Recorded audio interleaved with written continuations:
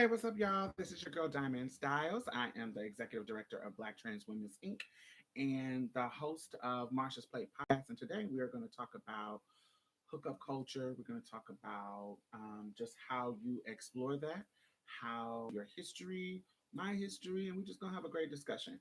It's a chat box here that people are going to join, and we can go from there and talk about whatever we want.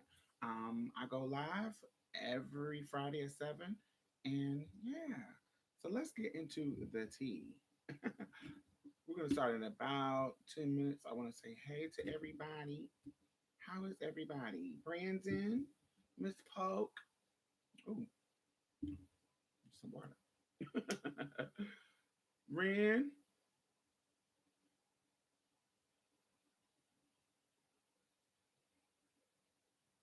Mm. Plain water is good sometimes, but not all the time. So you gotta add some stuff to it, make it taste delish. That has 0 calories. How is everybody? Y'all preparing for Juneteenth, baby?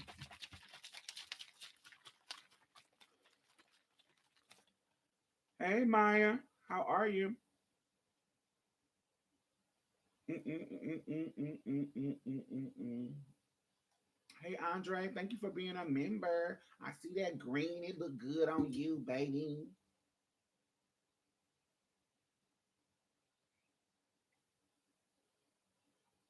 Oh my God. I've been so sleepy today. I didn't even put no makeup on for y'all. I don't want y'all to think I don't care for y'all. I care enough to put on some makeup. But by my brother, my little brother called me with my nieces and nephews on the phone at the time that I was supposed to be putting on makeup. Oh, wait. I'm sorry. I don't even have the mic right here. One second. Bam. Can y'all hear me now? The mic was way over there. Now can y'all hear me?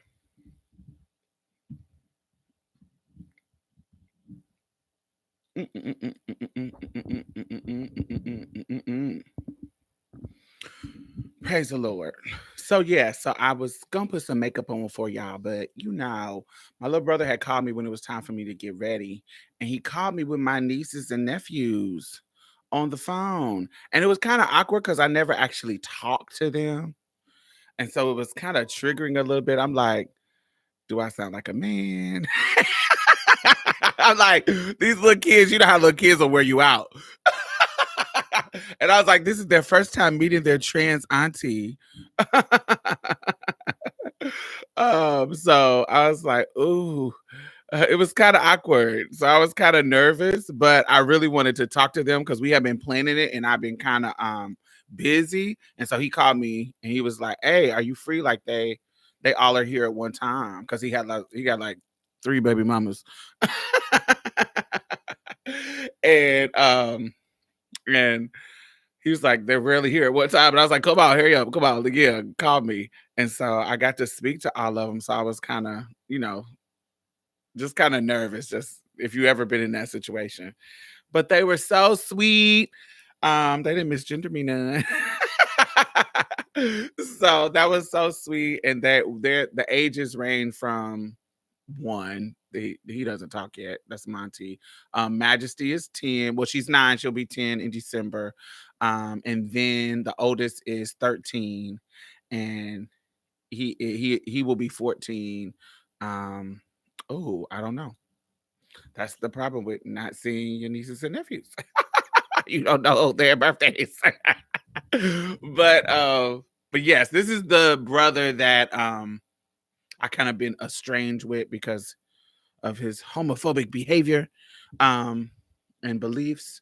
But since my mother has passed, we have rekindled our relationship, and he has apologized and vowed to move forward and cultivate a relationship between me and him, and therefore me and his children. And so it is um Yes, this is the middle brother. This is not the younger brother. Me and the younger brother are close as hell. The one I raised. Me and him we don't have any issues like that. We're really close. We talk every day.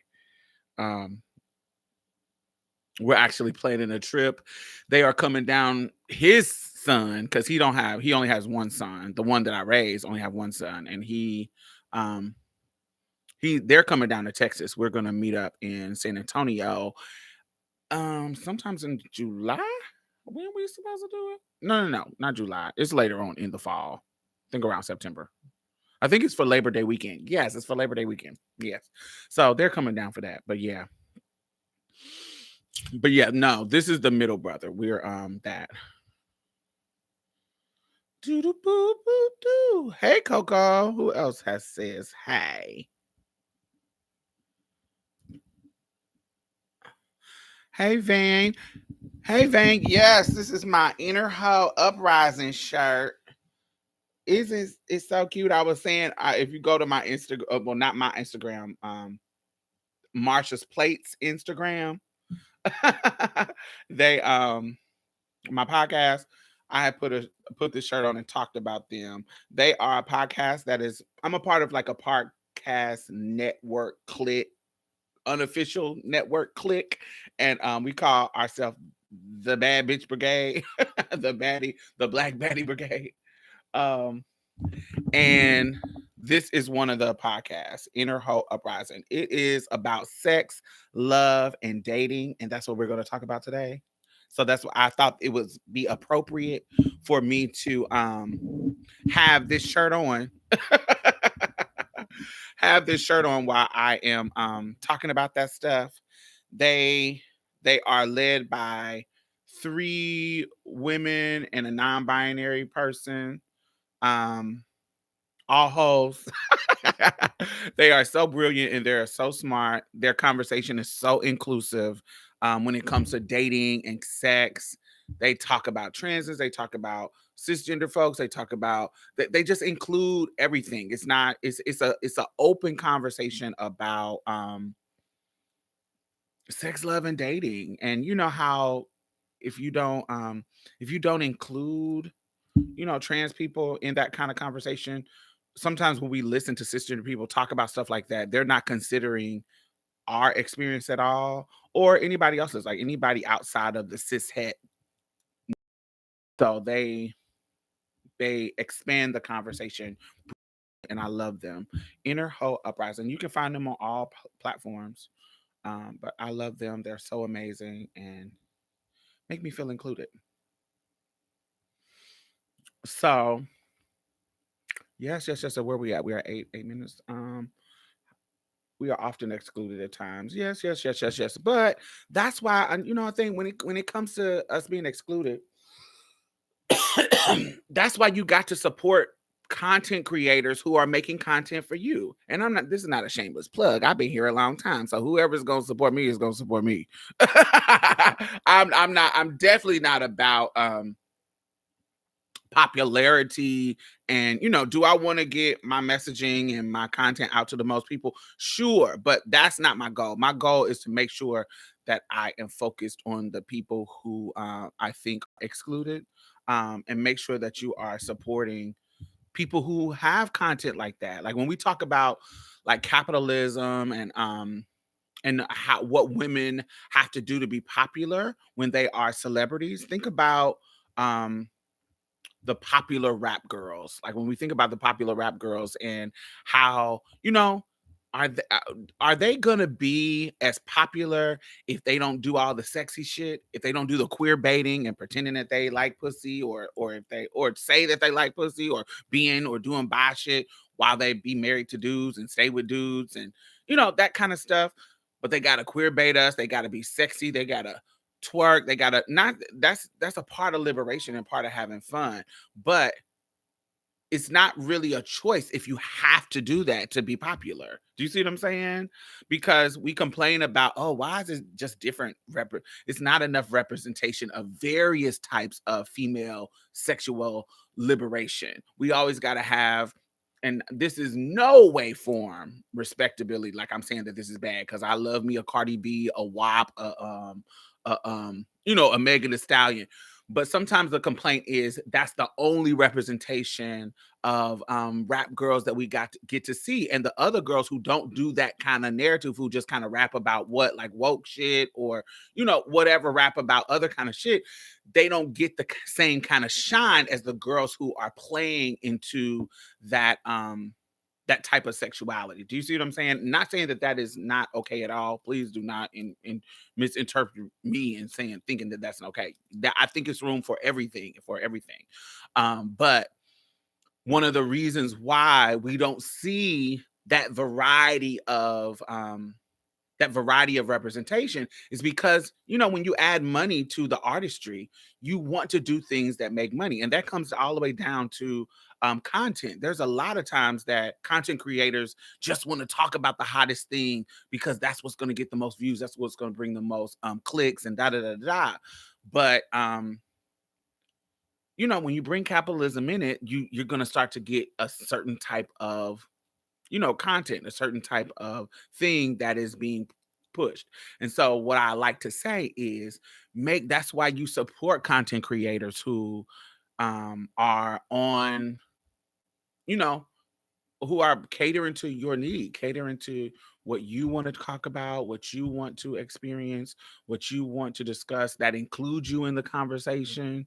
Um, yeah, rappers that are talking about what you're talking about, you gotta support them, because if you don't support them, then they're not gonna.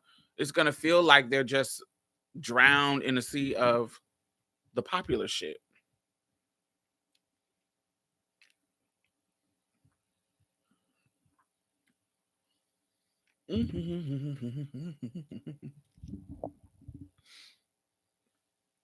But yes, Interhouse Uprising. Check them out.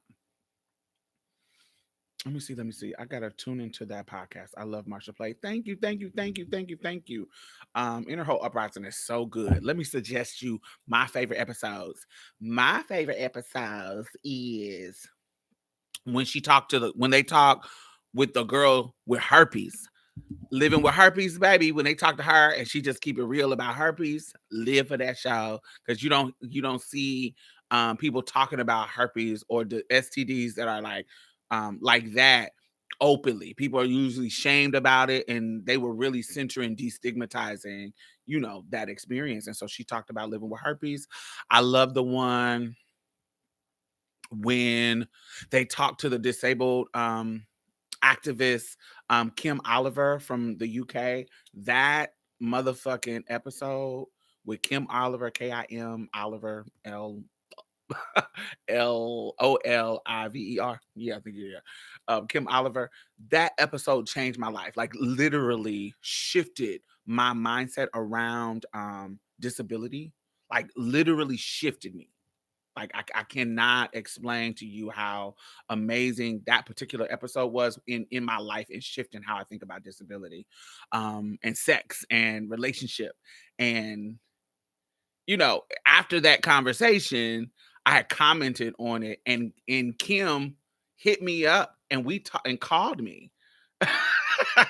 And called me, and we had the longest, like, 4 hours of conversation, comparing transness and disability, and how niggas fetishize us, and how once they find out that you're disabled, because her disability you can't necessarily see right off the bat, and how my transness you can't necessarily see, and how we both have to go through this disclosure, and how immediately it turns into like a fetish, bitch. We stayed on the phone for 4 hours, bitch, just comparing transness and disability, and how they manifest really, really similar in society, bitch. Oh, it wore me out. Oh my God. Oh, it wore me out. I can't even. That one, Kim Oliver. Oh my God, it was amazing. Then there was an episode. What episode? God, I listen to it all the time, and I've been listening to it for years. So, but yeah, go check it out. Whatever you find interesting, go check it out. Like, whatever. I love them. Um, let's see. I have 35 minutes left for my lunch. I'm glad to see you live. Yes, Isabella. Hey, Vanessa. All right. Okay, we 15 minutes in. So let's get into the conversation. Sex, romance, and disability. Thank you, Brandon. You be on it. Thank you, thank you, thank you, thank you. And they're on other platforms.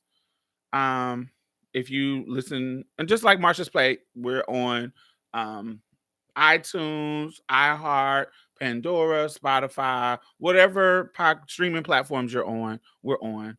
Amara, hey. That's how I talk about your show. Thank you, Amara. Thank you, thank you, thank you, thank you. Thank you, thank you, thank you. I'm so glad. I really particularly love this episode of Marsha's Plate. Um, us discussing, me discussing with Mia and Z just like trans futures when it comes to science fiction. Because I thought that was a great conversation that we had the other day on the live. So I just extended it to there. And it was amazing. Brenda will link you on Impact. Right.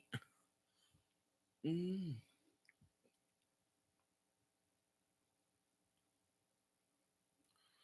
I'm wearing your podcast merch and my profile put take a closer look. I can't see it because it's so small. I can't see it, but yes, why you did you post it on Instagram? Do you have Instagram so we can share it? Yeah, I do have we do have merch too. Let me see if I can. It should be down in the info box. I think. Mm, mm, mm, mm, mm.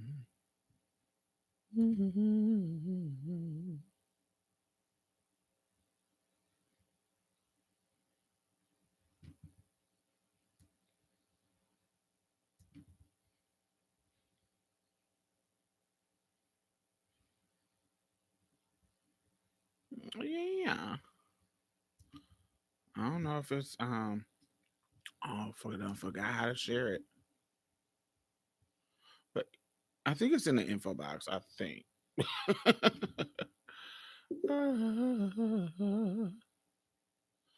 How do we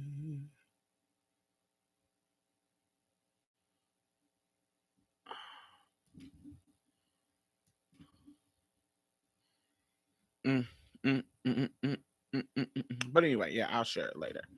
Um, but yes. What type of hookups are we talking about today? All of them.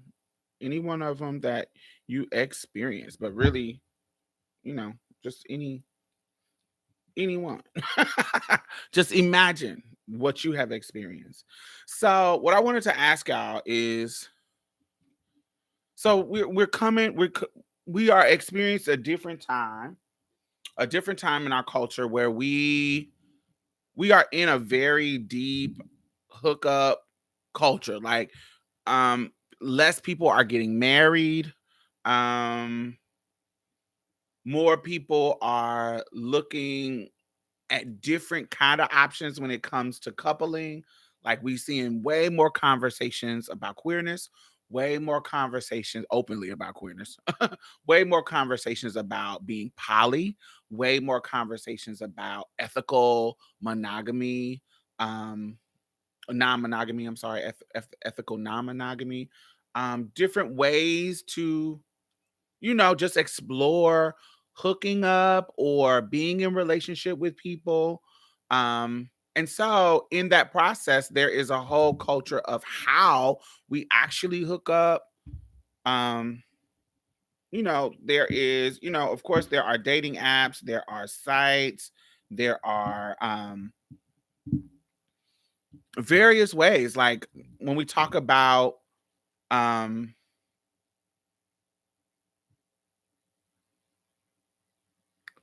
eHarmony, Match.com, stuff like that. There's literally billion-dollar industries that revolve around dating, relationships, and hooking up with people. Um, yeah, so it's so many things, honey. Was the story of my 20s. The iPhone made sex so accessible. The apps men already know your tea. I prefer the apps work. So I want to talk about how did you all's idea of relationships and relationships with your body, with your sexuality, with your ideas of monogamy or non-monogamy, your ideas of being a hoe or being a good girl or being a good boy or being a good person in regards to sex and purity and all that kind of stuff. How did that evolve? So I want to talk about that and see what y'all opinions are when it not opinions, but y'all kind of y'all stories and opinions too. So I grew up with a single mother, but she wasn't really single. She wasn't married. She was with my middle brother's father for a very long time, for like 7 years. So when I came out of the womb, he's the only man in my mama's life that I knew. So my mother always had a long term. She wasn't married to him and I knew he wasn't my daddy, but it was a long term 7 year relationship. She didn't leave him till I was 7. So my whole youth growing up, well, till I was 7, um, my mom had a relationship. Like she had a long-term committed relationship where he lived with us, he paid bills. So they had the old people would call it shacking up. So she was shacking up. They were able to come up and save money because she had a low income apartment, so he was able to benefit from that, which I didn't get to. My mother has passed, but I didn't get to talk to my mother about that because he went on to be able to pay for a house, and him and his current wife right now that he's been with ever since he stopped fucking with my mama, they were able to build a life based on the money that he saved while staying with my mother in her low income apartment. He was able to save at his job because he always had a good job. He was able to save at his job while living with my mother. They weren't officially married and people didn't know that he lived with us because that was against the rules. But he was literally able to save his money and then put a down payment on a house. Now, my mama left him voluntarily, so it wasn't like he played her or nothing like that. He wanted her to move, but he was abusive and shady. So, but he that low income, him living on that low in without bills, allow him to save money, and now he is building his wealth with his house. Isn't that wild?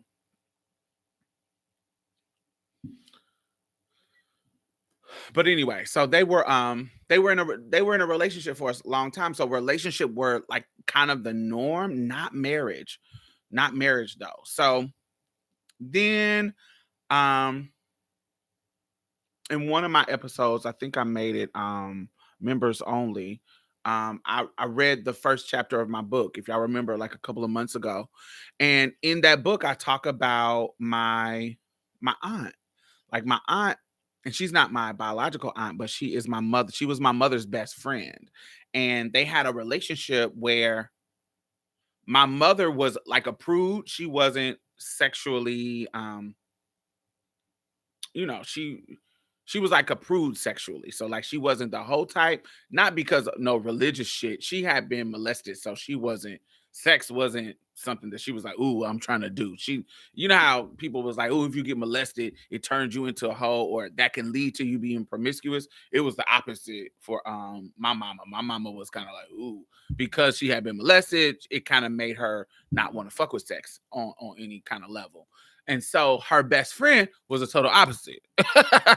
She grew up in a two-parent home and she was setting the pussy out. My aunt Faye. So she had a baby quite early, my cousin Tanny. And but in the process, after she had her baby, she got into church really, really heavy and got saved and got into the apostolic church, which is how I got introduced to the apostolic church, through her. And so I had been going to the apostolic church since I was like 5 until I was like 9 or 10. And so that informed me, that like 5 years that I was going to the church with her informed me. I went to church after that, but that's when my relationship with church started to shift, when I was like 10.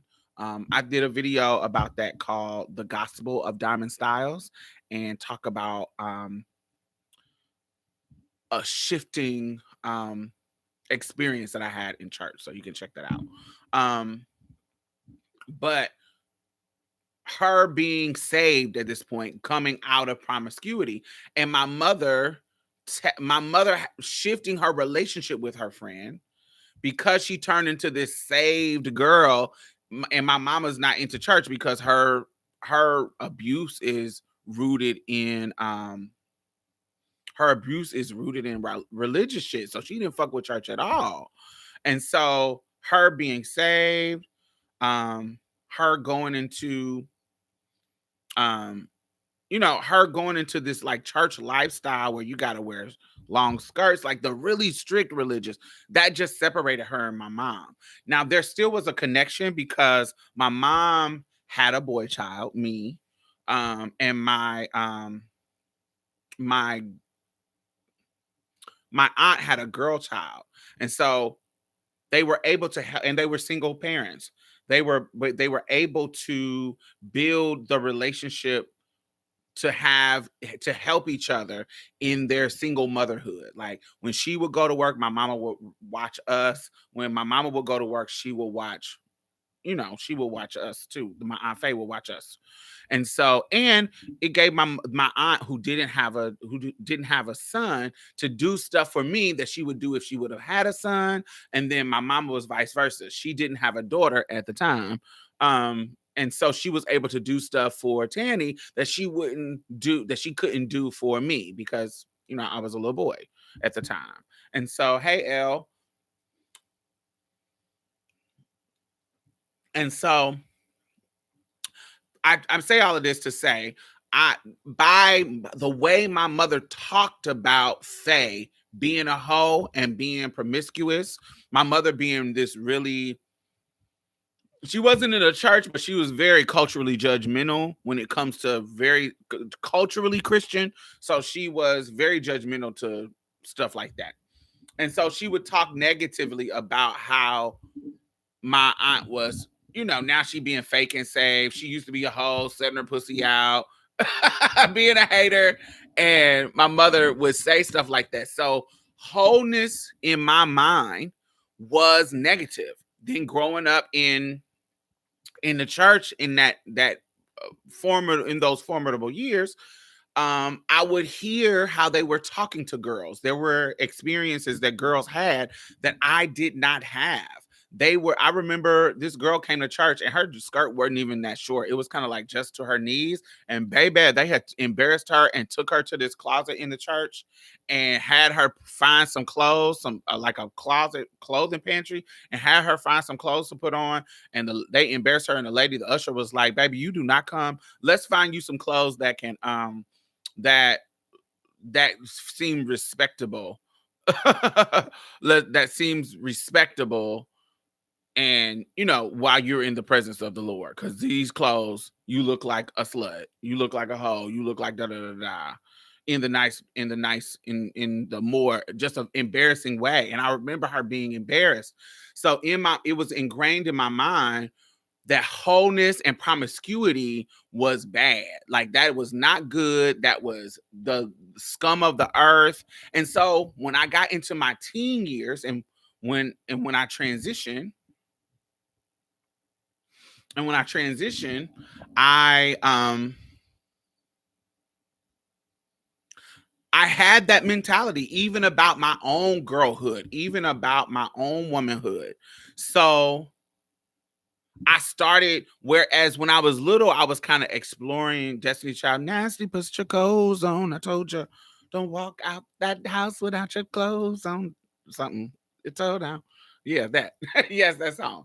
So in my mind, how I thought about that stuff was kind of wild. Even though I was experimenting with when I was little, because I didn't know no fucking better. But once I got into my teen years, and particularly when I was navigating the world as a new girl, as a newly girl, that's when my ideas about wanting that respectable life as a woman, and actually believing that that was possible for me as a trans woman, because I didn't know the world. I didn't know at the time, I didn't know the obstacles that transness as an adult particularly would come. Because as a teenage trans person, yes, you are exposed to the bullying and da da da, but it's still a level of, because you are a child in people's mind, there is still a level of care that people can have for you, and resistance to wearing you out that they can have for you when you're a child or a teenager, that goes away when you're an adult. When you get into the real world and the effects of that. So I was very, very judgmental about, being promiscuous. And so even then, as I got, when I was going through the process of hooking up with people in my teen years, by certain people's standard, it really didn't matter, because you a fucking queer person. So you trying to be this good girl, or you're trying to be this good, respectable thing, you are never gonna live up to that, because you doing shit you ain't even fucking supposed to do. So you gonna always be an abomination, a hoe, whatever. Now this is clicking in my mind as not right now, but as an adult, it clicked in my mind. But as a teenager, I thought I could respectability. I don't know. I can, if I lived a certain way, I could be respectable enough to get out of the judgment of that. It's impossible. It's impossible. So definitely didn't want to be a hoe, but by any standard, respectify or something, I don't know what the word is, but I can respectify myself out of those kind of judgment. And so in that process, and then the process of dealing with boys in my teenage years, dealing and navigating certain spaces, sexual spaces, it really didn't matter. It didn't matter. I remember even before I had sex, people thought that I was having sex, and I wasn't having sex. And I know this is my experience, and I know it was cisgender girls' experience too. You feel what I'm saying? So, especially if you looked a certain way, like if you were built a certain way, you were you had a certain level of pretty, or a certain type of body, they sexualize you anyway. They think you either having sex, or you're, all that kind of, you fast, you this, that, and that. But definitely as a queer anything, queer trans person, queer boy, if you already done accepted you're queer, why you had to have had, this is their mindset, you had to have had sex in order to figure out that you were queer. But that wasn't the case when I was younger. I hadn't been penetrated. Now I done sucked some penis. But actually being fucked and penetrated in that regard, I hadn't experienced that. You feel what I'm saying? And so people had thought that I had, and I didn't lose my virginity is a social construct that's not real. But lost my virginity at 16. But people thought I was having sex before then.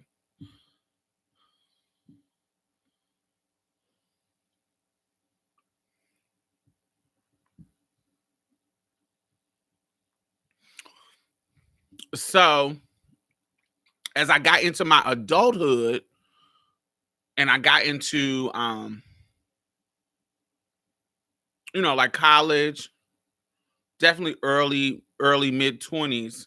That's when I started, of course, escorting changed. I told y'all about that. Escorting, definitely opened me up to different sexual experiences and sexual positions. But before escorting, there was a sexual period where I was openly exploring my own sexuality and really throwing away the ideas of hoe, because I was realizing that picket fence, be a good girl, that purity model, you a trans woman, that doesn't work for you.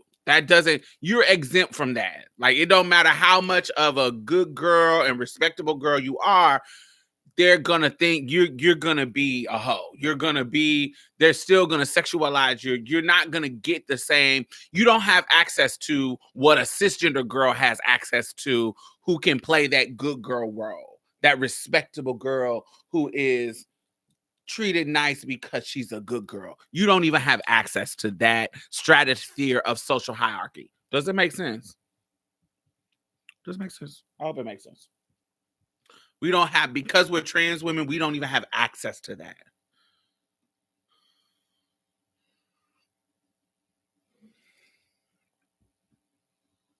And on a certain level, not to the extent of trans women, do you think trans women would never have access to that, though? No, I don't.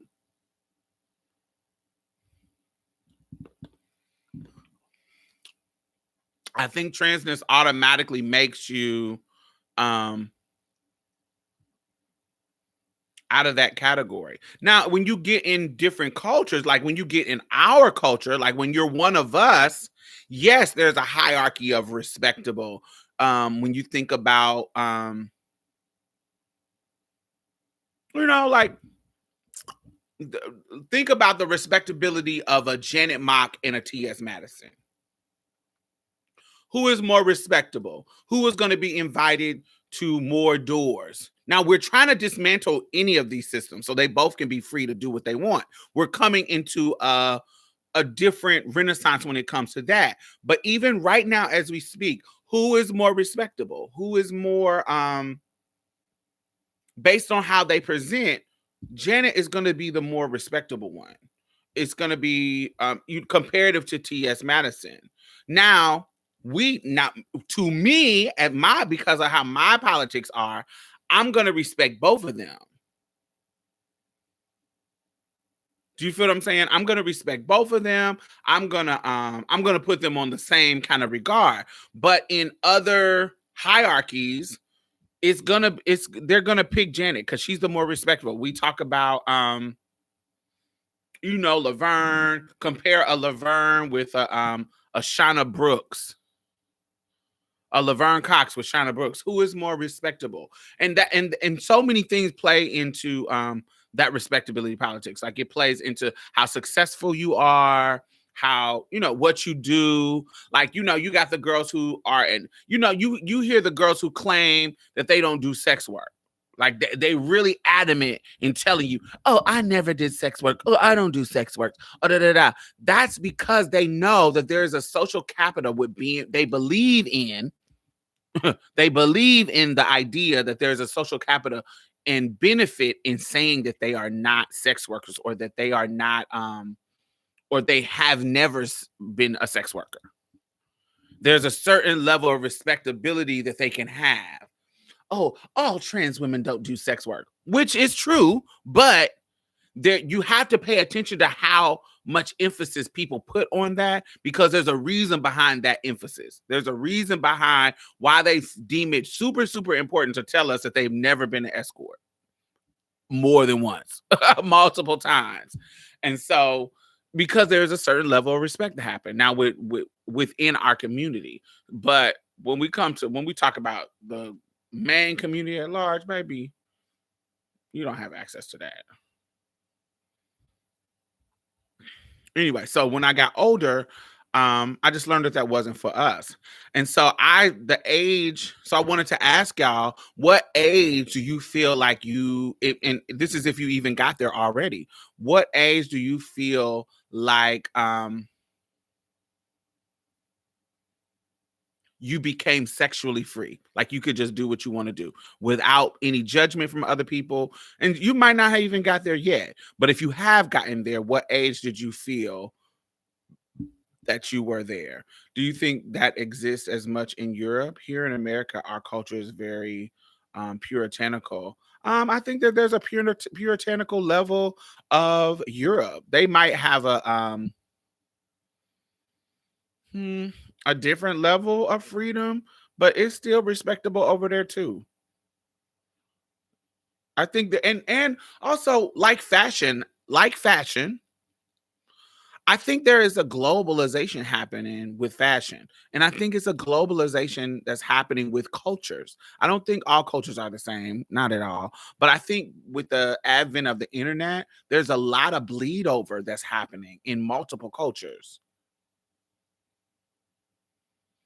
Mm, I think when I was free,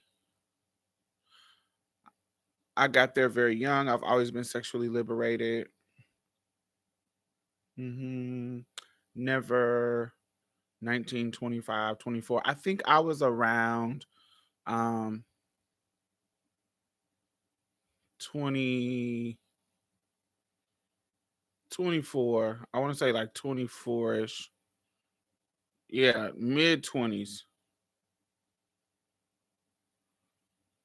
I don't know where it came from, but I don't remember a time when I wasn't free.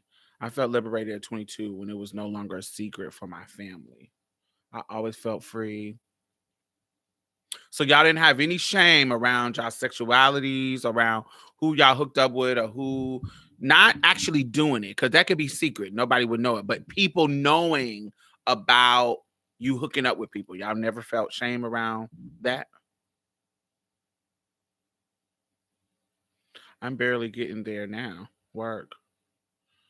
We look at the states as being very liberal with a lot more sexual freedom than we see here. Yeah, I think the UK and America have very idealistic mentalities of each other because like you just said, sometimes Europeans when you hear them talking, you talk to them, they say that we seem more liberal and free, and then when you talk to Americans, they feel like Europe is more liberal and free. I feel like they mirror each other. They just have different accents. Shame left in college. Everybody was doing it then. Yeah, definitely. Yeah, when it comes to sex, definitely for particularly cisgender girls, they were definitely more free in college than they were in high school. I grew up in a household with my grandma living with us. She's an old Catholic Latinx woman, so she shamed the hell out of me. um, yeah, I think that a combination between relationships, having cool friends, having and becoming an escort. It all changed me into to throw all of whatever I had learned in my younger years about sex and being respectable. It threw all of that shit out the window. Life came at me fast, and I really had to adjust to the real world and not what my mind had built up as what the world was. I wasn't free until I love to NYC. So I moved to NYC to North Carolina back in 2008. Work. That is a shift in culture from North Carolina to New York. That's a shift. I felt free at 24 as I had done more things sexually than I had ever really expected to do. However, I was very aware of my sexual identity and kinks very early on. I just hadn't done those things. It's hard to be free with sex when no one is hitting you up. So you might want to be free, but you can't be free by yourself. Um, what That's when you know people are faking the funk. Wait, I must be missing something. Um,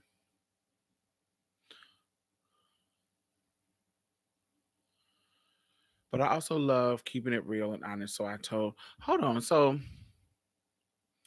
is your sexual freedom based on who you can hook up with, Davy? Is it and I think that goes to what Zoe baby said. Like, is is doing more sex make you more sexually free? Is that what y'all implying? Doing more sex, like the sexual opportunities that makes you more sexually free? So if you're not hooking up, you don't think you're sexually free?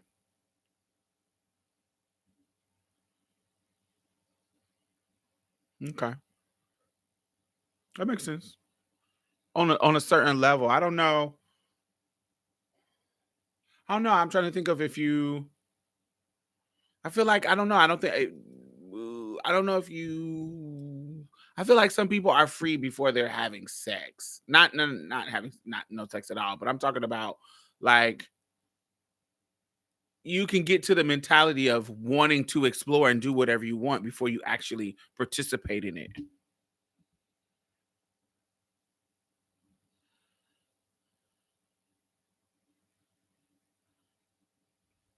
Gotcha.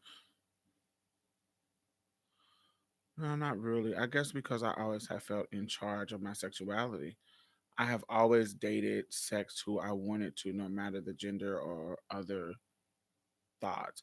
I don't know, Deja. I think that you have more, you're more open about talking about your sexual explorations. I felt like when you were younger, there was a different kind of freedom that you have now.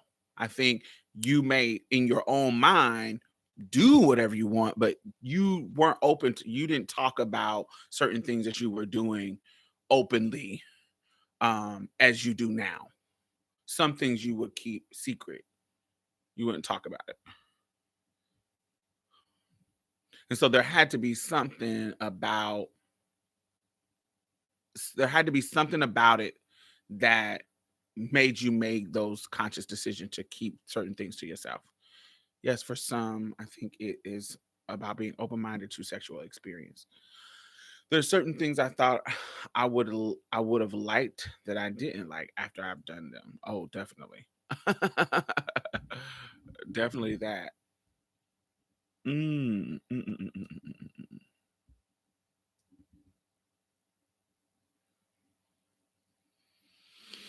I felt and still have reservations about sexuality openly. Yeah, definitely. I Vanessa, you definitely are um I can't there's very few conversations about sexuality that I remember with you that are like that seemed open, that didn't seem like you were on the verge of saying, "Oh my god, why are we talking about this?" Yeah, I remember a conversation that we had that was surprising. We had it years ago. It was years ago. We had a conversation about clients. And I was so shocked that you were so open about it at the time. It was years ago. I think you were living on Elizabeth. You might have been living on Elizabeth. Yeah, you were living on Elizabeth. And we were talking about having clients top us and bottom us and like oral sex and getting fucked and all that kind of stuff.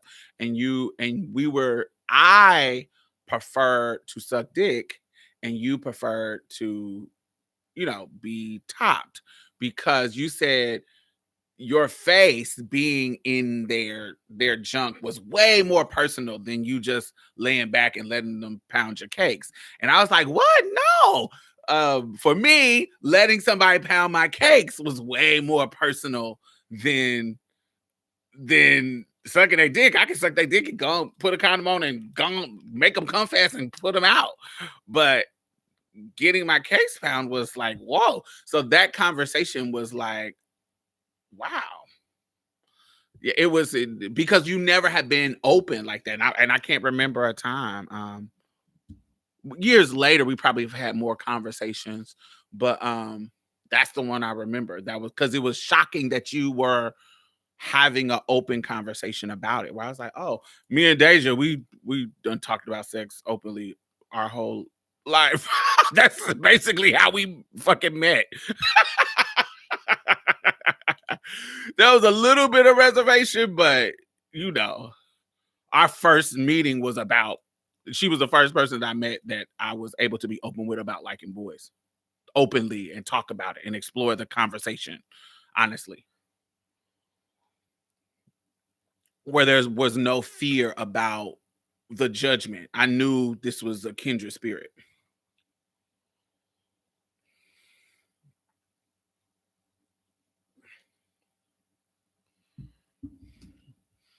Mm, I don't know. I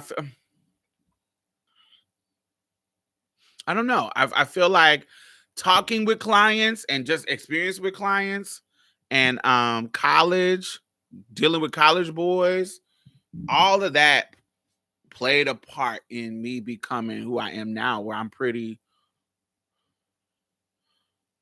I get to do what I want. Yeah, definitely the first day meeting. My parents always fast forward kissings during soap operas, so I'm internalizing the shame of sexuality. That makes sense. Yeah, that makes sense. I didn't have I didn't grow up in a household that shunned away from sexuality. I never saw my mother have sex. I probably didn't I heard her having sex one time when I was like in my teenage years, like about 16 or 17.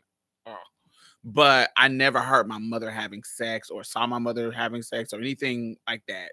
My mother, my mother was like a prude when it came to sex. So never, I don't remember my mother talking about sex. And if they were talking about sex, my mother would be like, "Get out of here, get out of this kitchen." Like, say all her homegirls was in the kitchen playing spades or something. Get out of this kitchen, get out of grown folks' face, go mind your business, go outside and play. Get out of grown folks' business. Bye. She would be serving that. So I would have to leave.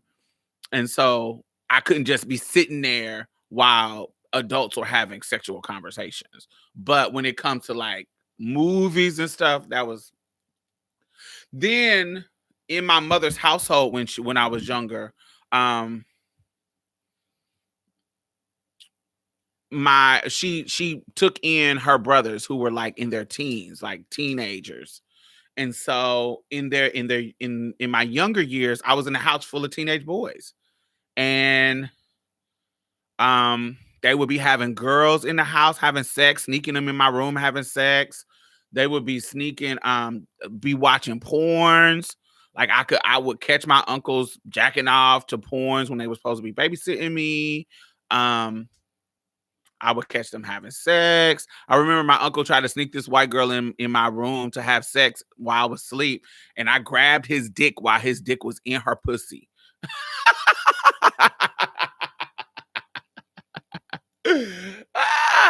And he jumped up and jumped out, and I ran out the room. Mommy. Uncle Mike is having sex. Uncle Mike is having sex. And my mother comes out the room. You got this white bitch in my motherfucking house. ah, but so much so that my uncle was trying to tell her that I had grabbed his dick, and she was not even paying attention to that shit. She was she was she was just worried about that white girl being in her house. I told you don't be bringing these white bitches in my motherfucking house. And da, da, da. He had snuck her through the window and everything. Her name was Julie. Hilarious, baby. But he didn't do that no more.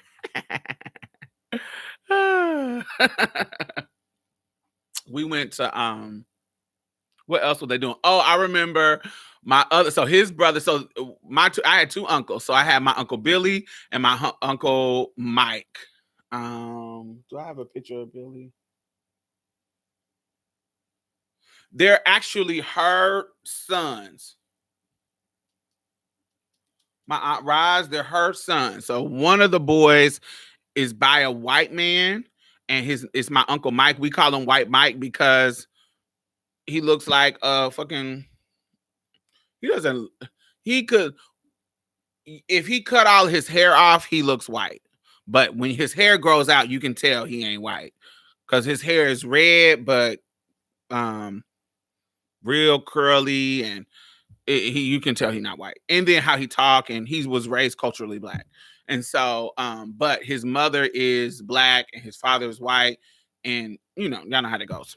And so the hood calls him White Mike, and then he has his brother who is dark skinned, my Uncle Billy, and that's who they lived. He looked like I don't know, he looked like a chocolate Asian man. He just looked like he's brown skinned with chinky eyes, and like, is that politically incorrect? But just beautiful. He just was a beautiful chocolate man. And so they would have girls chasing them, man. They would have girls, they would be fucking bitches all over the fucking house because they were teenagers and they were free. They didn't live with their parents. They lived with their sister. So they was able to do whatever they want. And so I remember my uncle came out the room from having sex with this girl, and I was in how it's kind of strange how the apartment was made. And he passed away when he was 20, so he's not alive now. But how the apartment was made, it was 3 different bedrooms in this one hallway, but the hallway, so think about this corridor, this hallway right here. It is not 3, 2. 1 bedroom right here, 1 bedroom right here. And then the hallway turned like this. So on this end, and it was a wall right here. It turned here and turned here. Right here is the bathroom. Right here is the living room. So if you come out of this bedroom and go to the bathroom, if I'm at this end of the hallway and I done turned the corner, I can actually see you go into the bathroom. And there was a room right here too. 3 different rooms. And if the lights were off, you couldn't see me. You couldn't see me at all. So I remember my uncle, I was in the other room back there and it was dark, jet black, the lights were off. And I don't know if I was waking up or if what was happening. But my uncle was coming out this bedroom and he had a condom on. I didn't know he had a condom on because I didn't have any concept of what a condom is. I didn't know what that was. But he came out the room and his dick was glowing. And I was like, why is his pee-pee glowing? Like, I was so intrigued by his pee-pee glowing. I was like, how is his pee-pee glowing? How does that happen? What?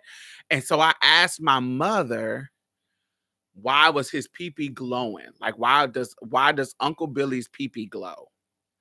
And any mother is like, first of all, why are you seeing, how are you seeing your uncle's pee-pee? Especially a mother who's gone through sexual trauma. She's like, first of all, why are you seeing your uncle's pee-pee? What the fuck are you talking about is glowing? Like, what is happening? And my mother bring my uncle out of the room. Like, what the fuck are you doing to my motherfucking child where they know your dick, or what the fuck is happening? And he didn't know what I was talking about.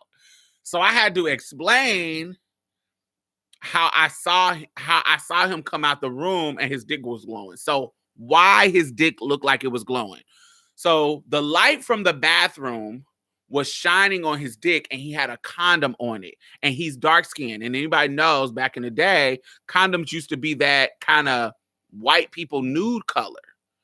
And so with the light shining on it and his dark ass dick being in the condom, it looked like a glow of light was around the dick to me as a kid. And so it looked like it was from the angle that I was at, from where I was and where he was standing with his dick hanging rock hard with the condom on it going into the bathroom. It looked like his dick was glowing. So I was like, I thought it was a glow in the dark condom. No, it was like it was the lighting. It was the optical illusion of the lighting and his dick being so dark in the light ass condom.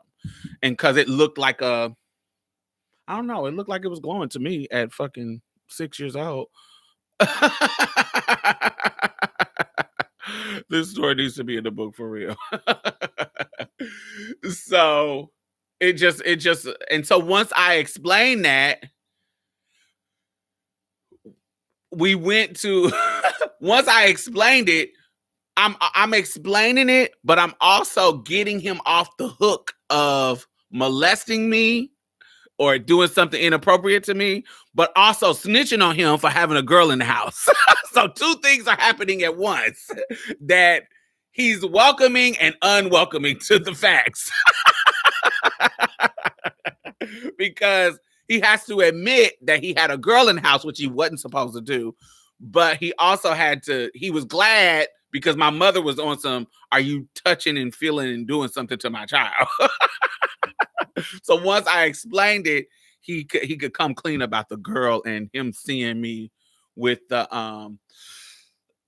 and him seeing me with me seeing him with the condom on. So it was tons of sexuality around me. I know your uncle was tired of your ass. Oh baby, oh it got worse with my. First of all, I think my uncle is the first dude that I thought about.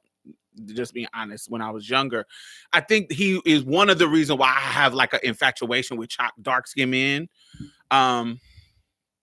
Because he was so beautiful to me. He was like, his look was so cute. My uncle was so beautiful. And so I think he's one of those people in my youth that like in kind of inspired my taste, my sexual taste. But none of my uncles ever, I've never been touched or anything like that by by any family member or nothing like that. But he was tired of me. Not years later, around this same time, because I sexualized my uncle at like 5, 6, 7, like, and I've seen them naked and those type of things. I would sit on my uncle's lap and wiggle my booty like this to try to feel his peace. Now, he didn't know I was doing it early on, but once he realized that I was doing it, he pushed me off of him and started being not mean to me, but he wouldn't like engage with me no more. Like he would sit me on his lap, and you know how dudes or anybody would sit you on their lap and like rock their knee, like let you sit on their lap. He had been doing that since I was a little baby because him and my mother was really, really close. And so he'll be sitting me on his knee, and you know, me being affectionate with my uncle was not out of the normal. We are affectionate family, like not creepy affectionate. Y'all know what I'm talking about. This wasn't sexual, not for him. And so he would do regular uncle things, like nice, just take me to the park to play basketball, or take me to you know, like I don't know, I can't really hug me, shit like that. But once he clocked that I was trying to feel his please, baby, my uncle just stopped all of that. My Uncle Billy stopped all of that, baby. He would tell my aunt, he ended up being in a more long-term relationship with my Aunt Tanya. This is the Aunt Tanya that me and my brother went to stay with. Like when I told y'all that my grandmother kicked us out, and I ended up getting custody of my brother. My Aunt Tanya is who I went to stay with, that I hadn't seen in years since I was younger. Since this is her, my Uncle Billy. My Uncle Billy is her baby daddy, who got murdered. He got murdered when he was 20. It was on Unsolved Mysteries and everything. Yeah, it was crazy. But yeah, he stopped he was like, oh no. Once he realized I was trying to feel that peace, he was like, get your gas out, get your gas up off of me. He didn't say that, but basically he didn't hug me, he didn't do any more things to me. He was over it. And my aunt would tell me, he would say this is why they won't let girls sit on a man's lap. baby, I used to be trying it.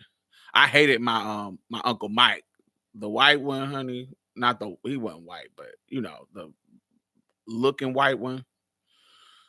Baby, he was annoying. I didn't like him.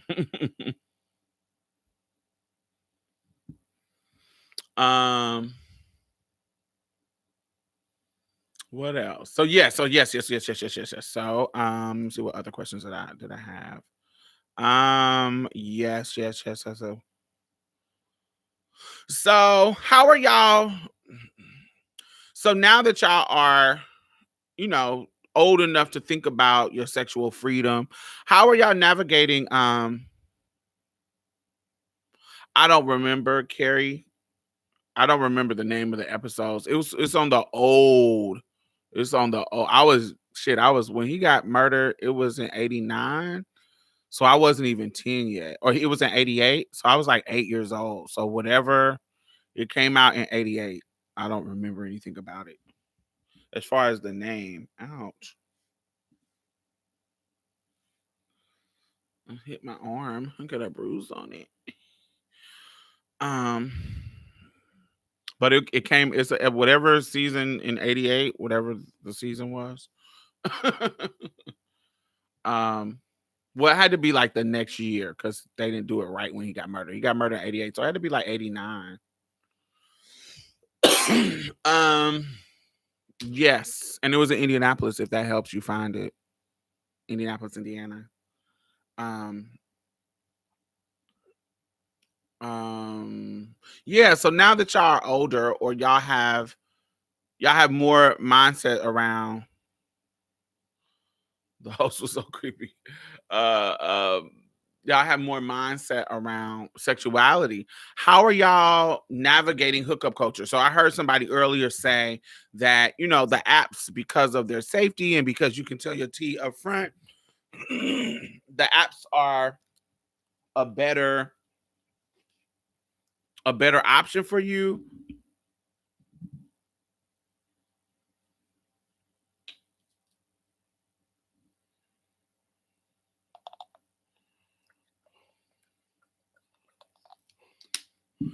I would love when my barber's piece would rub against my shoulder when he would cut my hair. Oh, I remember that. It wouldn't be my piece, it would be my hand when it was on the arm of the chair, that black chair that turns around and they could lift up and down. If they lifted at the perfect spot, you can feel the dick, especially if they had like jogging pants on or like basketball shorts on or something. It was usually like windbreakers at the time because I'm old. It was like windbreakers. If they had some windbreaker pants on, you can feel the whole dick on your hand. I remember that, baby. Uh-huh.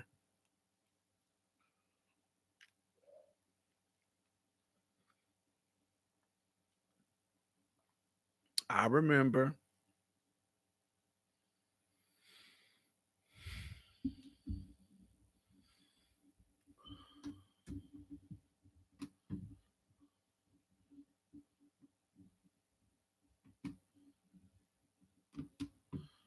I don't think that they were doing it on purpose in my younger years, but I can see them do it on purpose now. Like if you're an adult dude and they cutting your hair and they do shit like that, I be thinking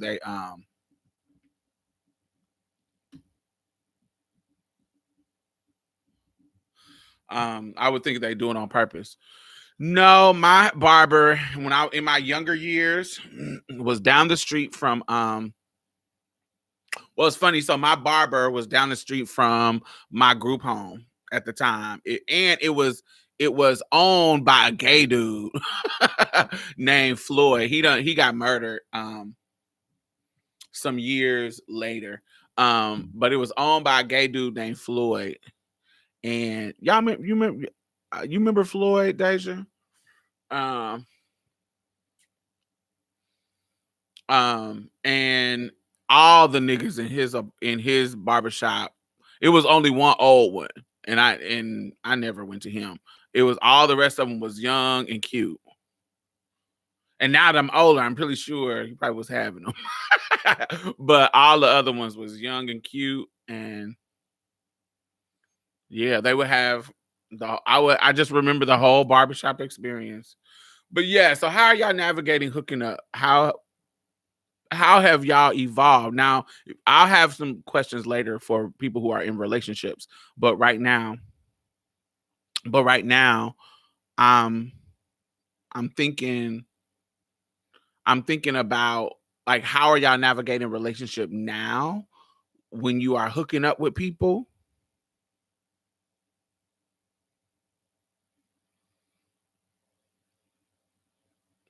Are you meeting folks at work? I know the apps are pretty popular, but are you meeting folks at work? Are you meeting them at the grocery store? Are you meeting them at you know, like where?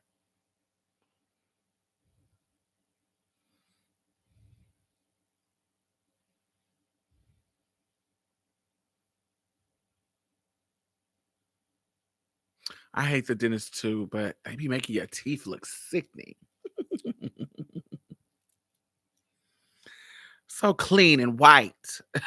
But I hate the dentist, man. I hate the dentist. I hate the grinding and I hate when they gotta poke your teeth to numb them and you gotta be like, ugh, to numb them. Oh God, I hate the dentist. I hate it, like dread it. But it's such a good thing to do. I've been meeting guys off the apps. I'm an app, and most guys are scam bots. What is scam bots? I'm talking about like real dudes you meet, not the bots. Real guys that have real conversation. I love meeting guys at the gym. Are you dating Diamond or planning to? Um, Currently I am not dating. Currently I am not dating. I am planning to. Yes, I am planning to. I'm planning to be open once now that COVID has really annoyed me because it used to be I would have to force myself out of the house. Like I would cuz I'm a person who works really well alone. It doesn't send sometimes people being alone send them into like depression and being lonely. No. I flourish when I'm by my motherfucking self. And so it doesn't affect my mentality being alone, but COVID forcing it to be all the time was like, girl, I need to get out. And so I love the Interhouse Uprising merch. Yeah, we talked about it earlier. Interhouse Uprising. Um, but yeah, I'm thinking about dating, and what I'm doing now is I'm being really intentional about where I meet dudes. So I use the apps to hook up. If I feel like getting some head real quick, I'll get on Jack. Um, you can always find some head on Jack. Always. There's always somebody on there that want to suck some piece, especially if you got a nice piece, a decent piece for them to, get their life. Um, so you can always find some head on Jack. If I want to, you know, be fish about it, be a woman about it, honey. And I want to get find me a top and all that kind of stuff. Grinder usually block me. I don't use Grinder because Grinder is too melanin deficient. Yeah, Grinder is too. I kind of prefer. I don't even. uh, I barely even like light skinned black men. I'm usually fucking around with dark skinned black men or Africans. Though that's my zone. So um, I don't really fuck with Grinder. Grinder is very not where it's at. Where in my area. Jack is where it's at in my area. That's where you get all the dudes. So any way that apps. Yes, I'm on Baidu. Baidu is the only app that consistently blocks me. Baidu is the only app. Like everybody say they get blocked on POF or other stuff. I never get blocked on POF. I never get blocked on those apps. I get blocked on Baidu a lot. I get blocked on Baidu a lot.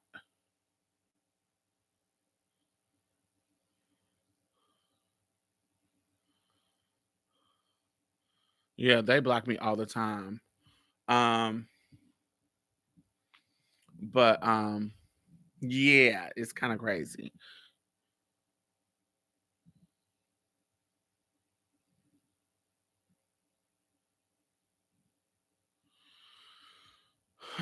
At Vino, what are you talking about, Amara? Vino, who is Vino? Vico. I'm 18 and I have no self-esteem. Oh, yeah, I'm not good at that. Vinco. I'm not good at. I don't understand that vibe. Um, but yes, Amara is giving you some good tips. um, you that bitch. You gotta think you got bitch. Motherfuckers can't feed. You gotta feed your own ego. Um, there's a girl who be in here sometime. I had to block her, but um I don't know. She be in here regularly. Y'all know the girl that's usually in her name, Ari. I had to block her because we were on Instagram and she and I had commented on a post under Marsha's plate, right? And some random person that we don't know started. So she made a response to Marsha's Plate's post, and then some random person from a profile that I didn't know, that wasn't connected to us at all, started like reading her or whatever. And so in the comments, she says, "Oh, that must be Diamond," or she said that must be Diamond or Mia, my daughter Mia. She said that must be Diamond or Mia trying to read me from that site. So now, mind you, me, Mia, and Z run Marsha's play. So it could be me responding. Usually it's me, but and in this moment it was me. But it could be Mia, it could be Z. So when she said that, I'm like, why would we have to make a fake page to be able to read you? And so I switch to my Diamond Styles page and I go to the comment and I was like, first of all, bitch, don't try me or my daughter. Because if I wanted to read you, I wouldn't be behind no fake ass page. I would read you, you know, like to you. And Mia don't even be on Instagram like that. She is more of a she got her OnlyFans shit. You feel what I'm saying? And so I said, bitch, if I wanted to have beef with you, like bitch, I would beat your ass. You is somebody that I don't hide behind shit. Like if I want to read somebody, I'll read you. I've read you in the comments of my shit when you say dumb shit. Like I've read you. I have, prior to her being in my comments, I had to block her on Facebook because I had to read her ass because she was talking like mad crazy shit about black dudes. Because I feel like she thinks because she's biracial that she can read black people, black girls, and black men without black people coming at her. And she says just some of the most anti-black shit in the world. And so I was reading her from my own page, bitch. I'm not gonna read you from no fucking fake profile. Get the fuck out of here. But what this lets me know is because you jumped to that conclusion, you want some beef with me. Like it lets me know that you have an issue with me and my daughter, and you immediately thinking, because anybody who has been on Instagram know that motherfuckers will come on a fake profile and start some shit with random people. not even just Instagram, with any fucking any site. Oh, they do it on YouTube, they do it anywhere you can put comments. They have some random motherfuckers trying to be cute and say some smart shit, particularly on posts revolving around trans people. Yes, you're gonna have some transphobic trolls coming in and reading and trying to say shit. Why would you think it was us? Why would you think it was me doing it? Like me, like I'm like you, somebody that come in and engage with me on my live. Why would I want to read you? And I ain't never met her before. She's stupid. Right. It's that and what it taught me was, what it exposed was, you want a problem with me. That's what it is. You want to have a problem with me because there's no reason why. You don't see me just reading girls randomly for no reason. If I'm reading because they done said something to me disrespectful. And so in that moment, she hadn't said anything disrespectful. She was commenting about like a trans murder or some. What's that chick? Nikita Dragon. And so it was nothing for me. There was nothing she said, first of all, would cause me to read her, but nothing she said would cause me to make a fake profile and read her. It just feels so stupid. It just felt so stupid, but it let me know that because you went there, you wanted a beef. She's always been weird. I've never been friends with her, but I had a friend that passed that was cool with her. Yes, there's some underlying tension on her behalf. Fuck her. But yeah, I had to block her. She was stupid.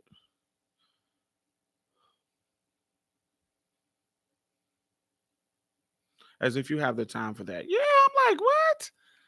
Girl, get out of here. You dusty. But why I brought that up, because once we got into the back and forth, she wanted to call me old and fat.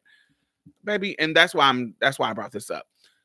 I am a 40-year-old trans woman who have lived life. Lived, bitch. A beautiful. I've had some of the finest men. I've had celebrities. I have been on exotic islands. I have traveled. I have had an amazing journey. I have an amazing, and will continue to have an amazing journey. I have no qualms about my look. I feel good. Niggas still holler at me when I walk out the door. And there are bitches who are trans that have not made it to 40, as we know. And so being 40 years old is a rite of passage for me. It is a blessing. It is it's something that I didn't even think about when I was younger getting to.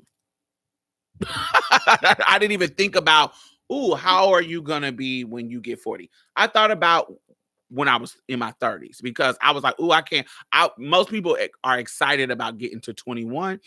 I was excited to get in my 30s because I feel like 30s are the age where you're young enough to still be relevant to young people, and you're old enough to still to be respected by older people. Like, you've lived enough life to where they're like, oh yeah, you know what you talk about because you in your 30s.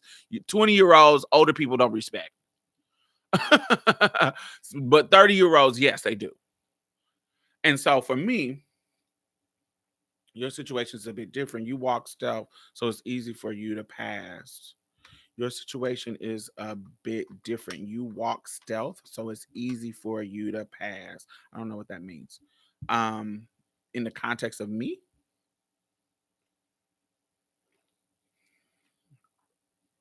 I'm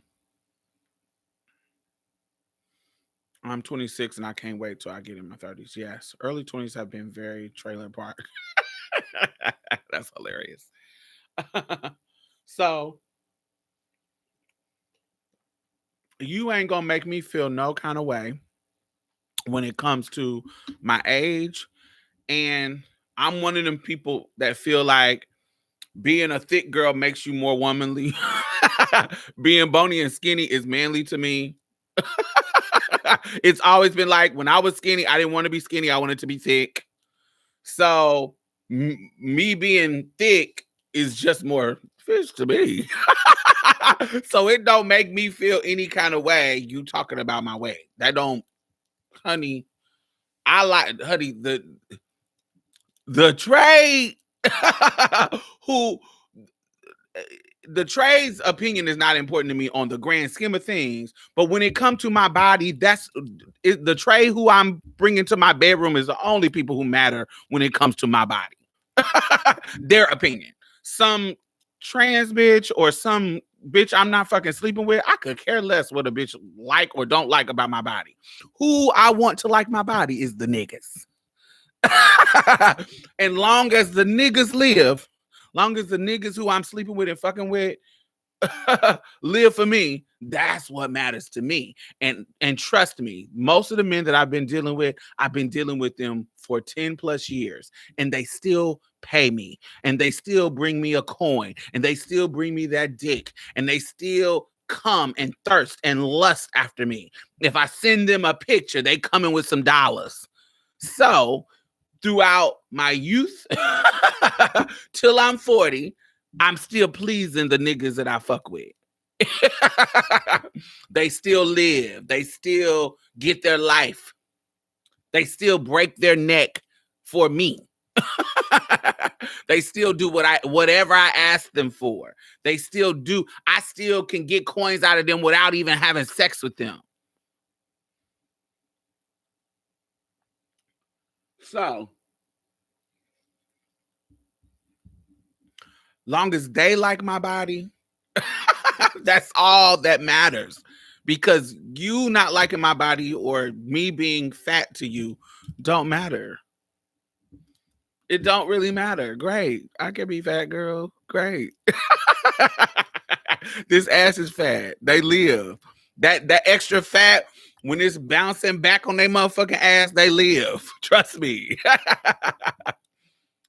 that bony ass that don't move, somebody might live for it, but not the niggas that I fuck with. You may be the baddest bitch in that bedroom, but not this one.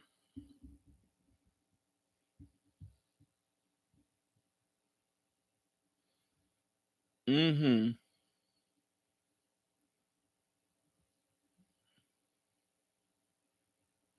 Whatever I ask them for, baby. The majority of trans women are clockable. You're not. That's all I'm trying to say. Um, I think there's a range of everybody. Do I get through sometimes? Sure. I get through, but sometimes I get clocked too. I don't really care. I think that's when you become free. When you don't care about getting clocked, when you don't care about only time I'm worried, and now I'm not worried about it at all. I just don't when it will affect my bag. I'm a person who's been fired once my transness came out. So I was worried about that early, a lot of through the job that I had. But now that I work at a job that is led by trans people, I'm not worried about that anymore either. And being a YouTuber, anybody could find you. Anybody could find out what you are and da da da da. And all that kind of stuff. As you get older, the clocks means nothing. It literally doesn't. It doesn't mean anything. And if you've been in the life, sometimes being clocky can open up so many doors for you. Not necessarily no, I don't want to give an illusion like it's just, oh my God, being clocky is everything. But sometimes being clocky can get you through. Just because the trade can tell what you are, if you find that to be important, that I done been in situations where the trade didn't know I was trans, and so they were chasing after the clocky girl. And the assumption is if you clocky, that piece work. You might not be on no hormones, but that meat work. Whoever thinks about tea and clock at all, it may be privileged, but child, I don't think about being clocked anywhere I am. And not at this age. I don't give a fuck about being clocked at this age. Me and Vanessa was talking about this yesterday. Right where I am now when it comes to, and it's still on the topic of hooking up. Clocky equals fully functional. Right. um I'm to the point where I've lived at 4. So I did a shift, a personal journey shift when I was 30, and I'm doing one now that I'm 40. This personal journey shift, I spent my life focusing on my flaws. As a trans person, from the time I was a teen and realized you're trans, my life was focused on fixing, adjusting, hiding, covering up, erasing flaws, whether it be facial hair, whether it be the fucking muscle cut in my arm that used to be right here before I was hormones. It was like a little cut right here in my arm because I was so lean. I wouldn't wear my arms out because it looked strong to me. It was every little thing. My brow bone, like, is my brow bone too big? I need to get FFS. And I'm to the point where I've done what I needed to do to get to a level where I like what I got going on. I spent enough money. I have done the stuff to get me to where I'm comfortable with everything about myself. Even like, I don't know if y'all notice one thing. This is petty, and I don't want to give nobody. I hate mentioning flaws because somebody who might have this problem didn't think about it, and if I mention it, then they're gonna have the self-conscious about it. But me and my sometimes I got some tranny chasers that I'm really close to. Their personality match with mine, so I'm friends with them. We don't hook up or anything, but they're my friends. So we talk about, inappropriate, tranny stuff. And so one of the things we laugh about is you can always clock a girl. Do I want to say this? Anyway, I'm going to say it just because it's funny to me. I feel like you can always... do I want to say this? I don't know. Okay. So we feel like you can always clock a girl by... This gonna sound stupid as hell. This gonna sound stupid, but it has been true to our life. I feel like you can always clock a girl by the back of her knees.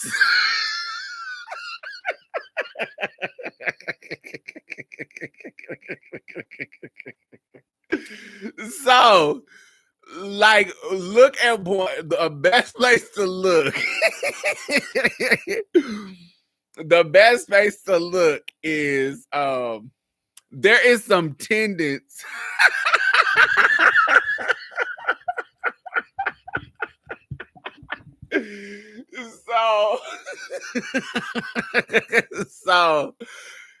So there are some tendons that connect where this is stupid as hell, but when we were talking about it, it was so funny because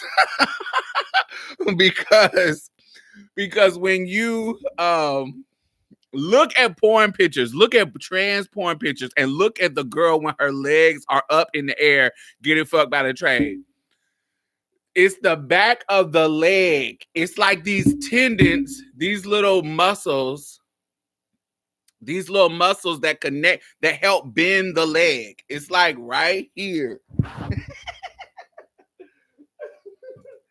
me see if I can. Oh no! Let me see if I can show my leg. It's like right here. It's these little lines right here. And if you see the leg in a certain position, if you see the leg in a certain position,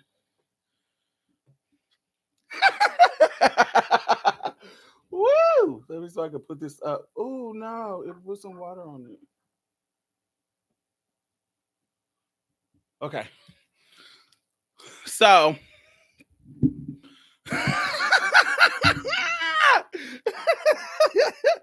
so I'm a Google Google porn pictures, TS porn. I'm about to Google and I'm about to show y'all a picture and see if I can find a picture. Oh, okay. I got this is a porn picture, so um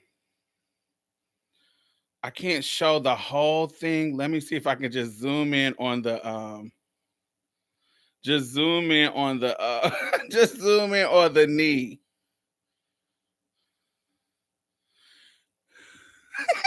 I can't believe I'm doing this. Is this? Oh God, the ring is not letting y'all be able to see it. It's this line right here. And so we was going through the pictures looking at the legs because we petty as hell.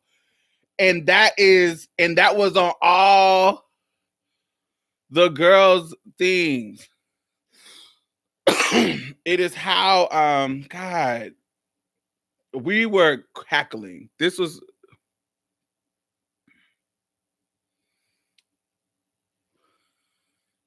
it's how it looks. I can't explain it. Y'all. I'm trying to find y'all a picture so y'all can see exactly what I'm talking about. But y'all can look for it yourself. It's it's some tendons right there that are really common, and you can really see it when the girls be walking. So we laughing and joking about that shit. We're messy.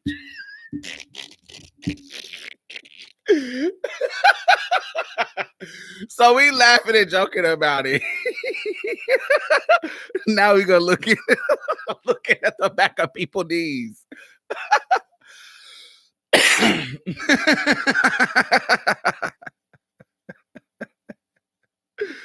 Whoa! So because it's something about the way legs are made in boys. Anyway.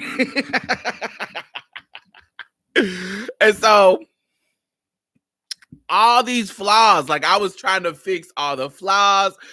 I remember when I was younger, I would be looking up like what motherfucking surgery you can do is there a surgery that can take a vertebrae out of your back so you can be shorter?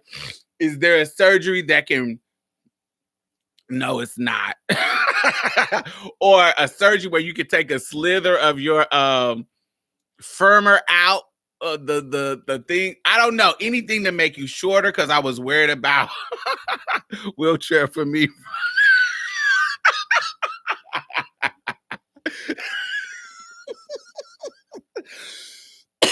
Any kind of surgery, like it could be it's so many, like what surgery I could do to fix this, what surgery I could do to fix this. My whole fucking early life was about fucking fixing flaws. So I was looking at how to fix the back of my legs. I was looking at how to just what could I do? Like my whole life revolved around fixing motherfucking flaws, bitch. And I don't want to say that's exclusive toe reduction. Like what surgery? It don't matter. It's so many things that we will focus on when it comes to just trying to fit cishet norms when it comes to your body, when it comes to all that kind of shit. And so I said in my 40s, I am not doing that. Like everything you wear gotta be, I'm just not doing that anymore. I'm just not doing that. And so for me, I'm not in a situation where I'm going to be worried about my weight. I'm not going to be in any situation where I'm worried about my flaws. I'm just not. I've gotten to the point. Now, have I got shit done? Absolutely. Hell yeah. And I'm glad I did. Fuck. What the fuck? Hell yeah. But I'm not going to be worried about my flaws. I'm not going to be dressing to hide shit. I'm not going to be, I'm just going to dress what makes me feel confident. Now, does this mean I'm not going to care about anything? No, but I'm not going to make it to the point where we talked about it earlier, where so I went to St. Thomas in April, right? And I went to St. Thomas with younger trans women. Everybody was trans people. Younger trans women who were bigger than me, trans women who were smaller than me, trans women who were older than me, trans women who were younger than me. Like, it was, trans women who were more masculine, trans women who were more feminine. It just was all of various different types. And so I've always been a person, I'm not insecure about other bitches. Like, I'm not insecure about other bitches. But I don't want to be the only bitch looking. I don't want to be looking raggedy. We all on a fucking trip. I want to look sickening too. I really want everybody to look sickening. I want us to punch through and be everybody beautiful as they can be, or beautiful as they can feel. And so I was thinking about overthinking my bathing suits, not overthinking it to the point where I wouldn't go, or not over, because sometimes you can overthink things and talk yourself out of wearing something, talk yourself out of doing something, talk yourself out of going on a trip, talk yourself out of going on, talk yourself out of doing something, talk yourself out of going on a date, talk yourself out of so many things. I have gotten past that point. But I overthought about what swimsuit I was going to wear. And I made it a big deal to where I was like, God, I took so many swimsuits on this trip just to have some options, because I really hadn't decided on which one that I liked. When we were on the trip, child, do y'all know I only wore 2 swimsuits because I only like 2, so I should have only brought those 2, but I brought other ones. But I brought 2 swimsuits, and the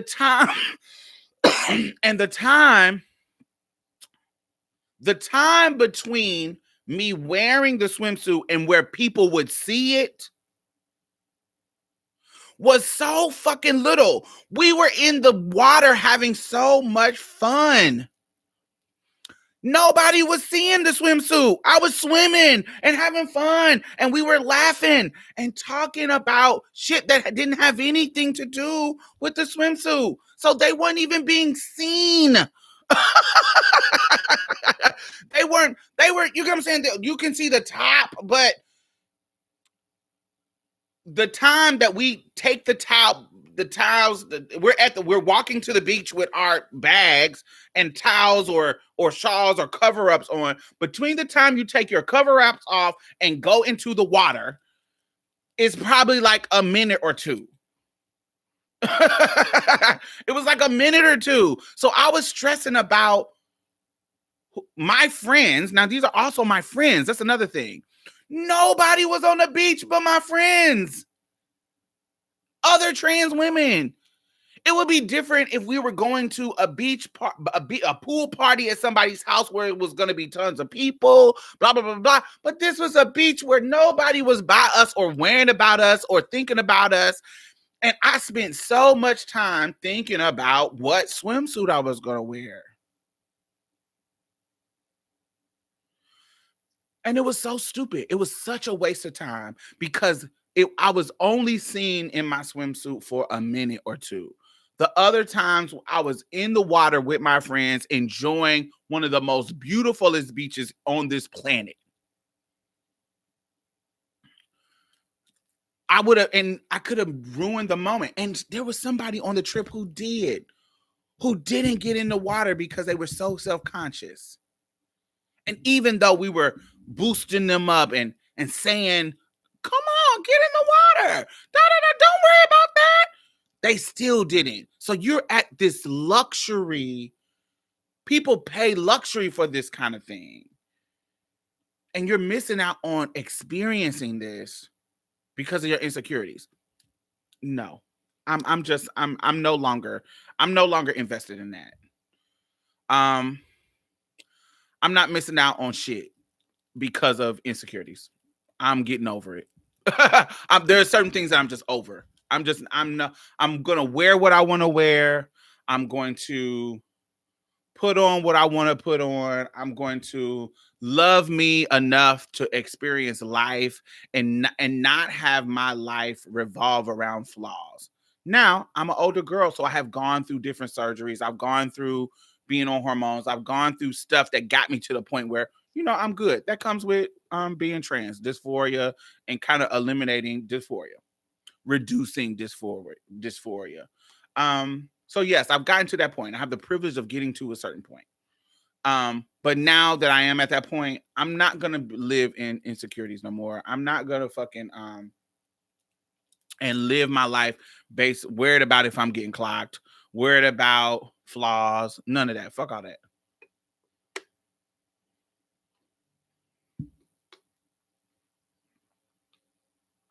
I'm gonna surely throw on a 4XL and biker shorts and jump in. Hell no. Even that, like, you cannot have a Lizzo out here. No, I'm not doing it. I'm not doing it no more. I'm gonna be just as comfortable as the skinny bitches. You gonna see my stomach. You gonna see my back fat. You gonna see I'm not gonna be uncomfortable.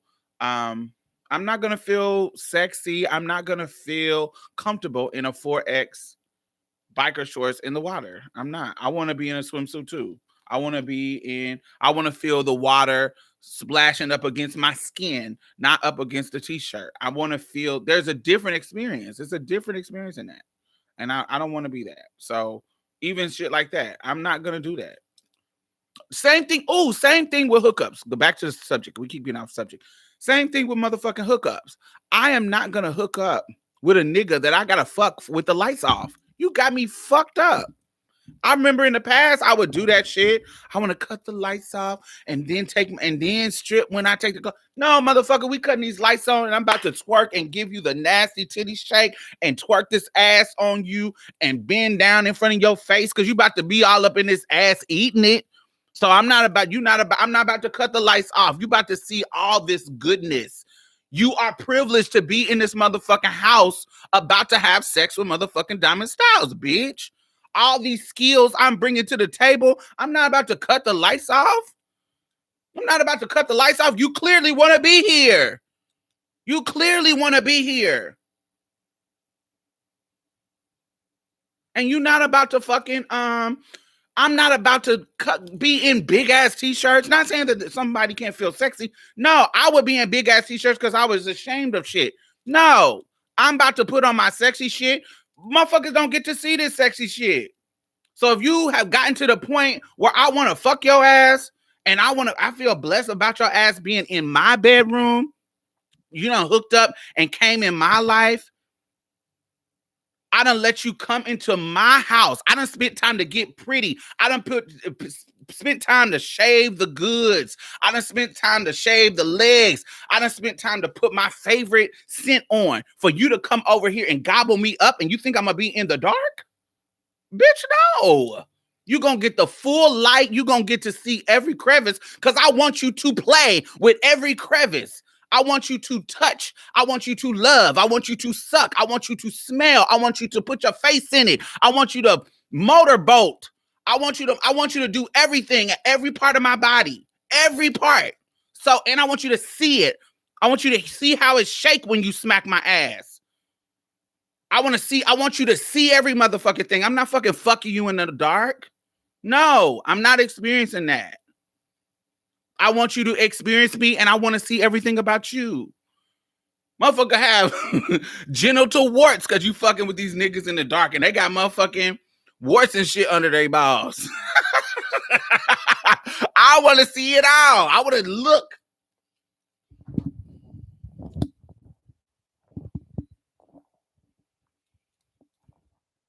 I want to see. And I want you to see.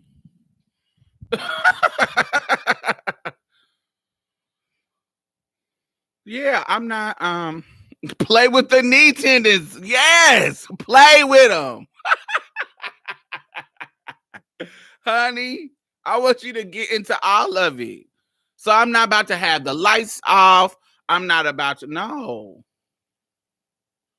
That's not what's about to happen. We not about to get into none of that. You about to get into the lights on. I even got some motherfucking lights that kind of, do some special shit that I got from Asia. Now I didn't go to Asia, but I ordered them from Asia that make the living room spin and be cute, honey. Oh, let me show y'all these too. Wait. Let me not knock down no shit this time.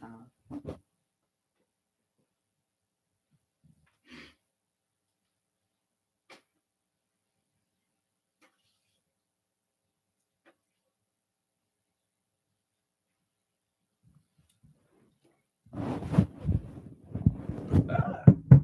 titties. Look at this. Isn't it super cute? Watch.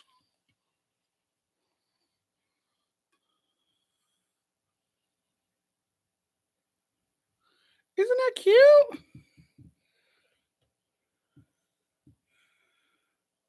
It's like it's a candle holder. So you light your candles and put it on it. But it's like this light that's in there, and it's like it's like a thing that twirls around, and I got like two of them, so it bring these. It's so cute. I got these years ago, but it's so cute. I'm gonna put it right here before I put it back up. But if you cut the lights off, it is so cute. I love it.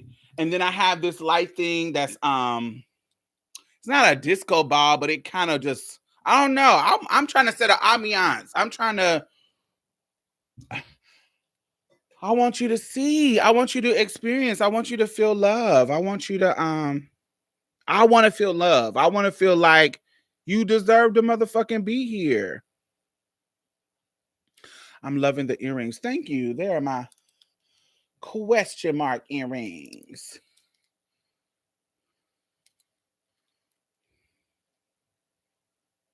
Where did you find those? I got these from Bath and Body Works a while ago.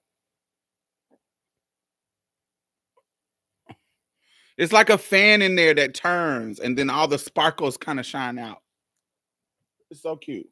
I always wonder how people put scarves around lamps without setting their house on fire. I can put these, it won't do anything. And you also have to get lights that don't work like based on heat. Get the LED ones that like they don't really get that hot to burn shit up. Um so yeah, I'm not, there're just certain things that I'm not doing in my 40s that I would do in my younger years. Cut the lights all off.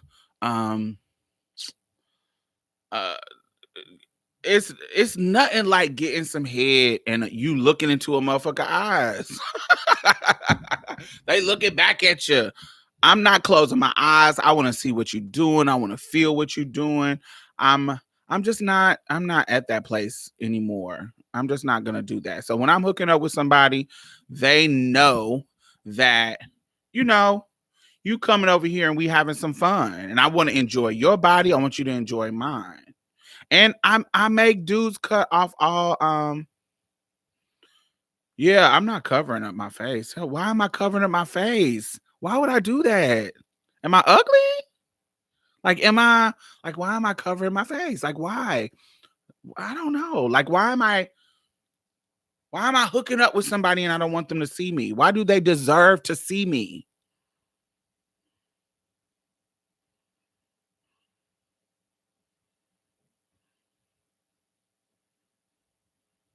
Those 80 movies that set the scene with lamps with scars over them, they had no LED bulbs. No, they didn't. And they were basically heat, so they really could set it on fire. But it just depends on how far it is from the lamp shade. My face be in the pillow anyway. I don't, when it's by choice, I don't mind that. I'm trying to, but I'm also not that submissive. I can be in that position, sometimes, but I'm also not I'm not gonna always be pillow princess. I don't mind it, but um I don't mind it for a little short little while, little time. But honey, I want to get on top and look at you and talk to you and tell you, this shit feel good. Tell me when you about to nut. So I can stop so you won't nut. Cause I know you about to. So I can hop off of it, honey. All that. I want the Innerhull to rise. Right. Let the peen bounce on their face. Yes, Marissa. Let them stroke it while you riding them. Honey, it's so much. It's so many. And that's another thing. Like, you are giving them a visual that is not normal. That is exotic, that is novel, that you should honor. Like, where you go, you used to seeing your little regulars. If I don't want to say they used to seeing it, but if this is a new experience that they're having, give them the experience. This what sets you apart from others' experiences that they're going to have. If they're used to messing with cisgender girls, they're always going to be, a pussy is a pussy. They ain't gonna always have the experience of an open, confident trans woman who doesn't have a sex change. You know what I'm saying? If they're experiencing you in that way, live for that experience. Like, be proud that you are something different and explore that visual. I used to be, oh my God. Do I want to look? I used to be so insecure about my transness. I would get naked and cover up my piece. I would be bent over with your sack hanging. Bitch, I couldn't imagine when I was younger thinking that was sexy. I'm like, no, I'm not bending over like that so you can see my junk hanging down and that's not fish. And I would be so ashamed about my trans body. I would be so ashamed about that. No. No, I'm not gonna be like that no more. That's not what I'm gonna be like. If you have earned your place, because I send niggas through hoops. If you have earned your place to be in my house, to have sex with me, you gonna get this business. You is not gonna get regular degular. I'm not doing that. I'm not, no. No, you're gonna get, I bask in the novelty of who I am now. Like, I want to be that difference. I give you a different experience that you may not be used to. I want to be addictive. I want to be, I want to be something different. I want to be, I want that. Do you think you have to look a certain kind of way to get that mentality? No, I don't. I think you can get it when you decide to get it.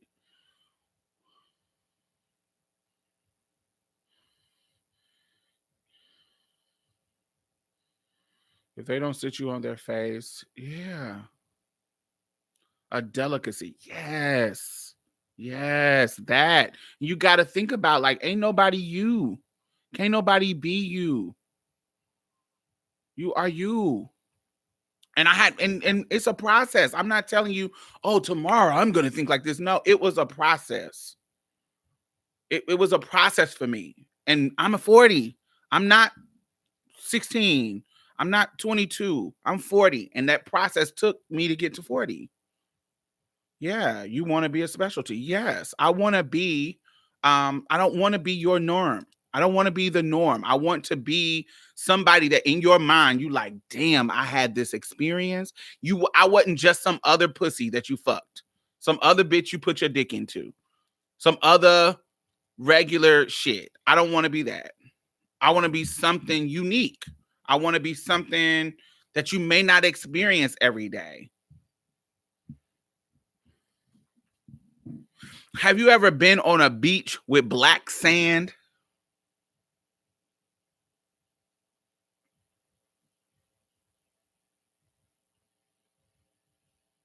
If you've been on a beach, the sand usually looks like like it's like beige. It's there's different types of sand, but it's usually like the similar color.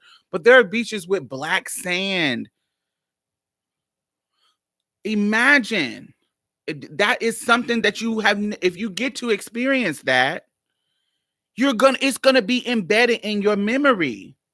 You're not going to you never experienced a black sand beach. Have you experienced a beach that the water you can see through it?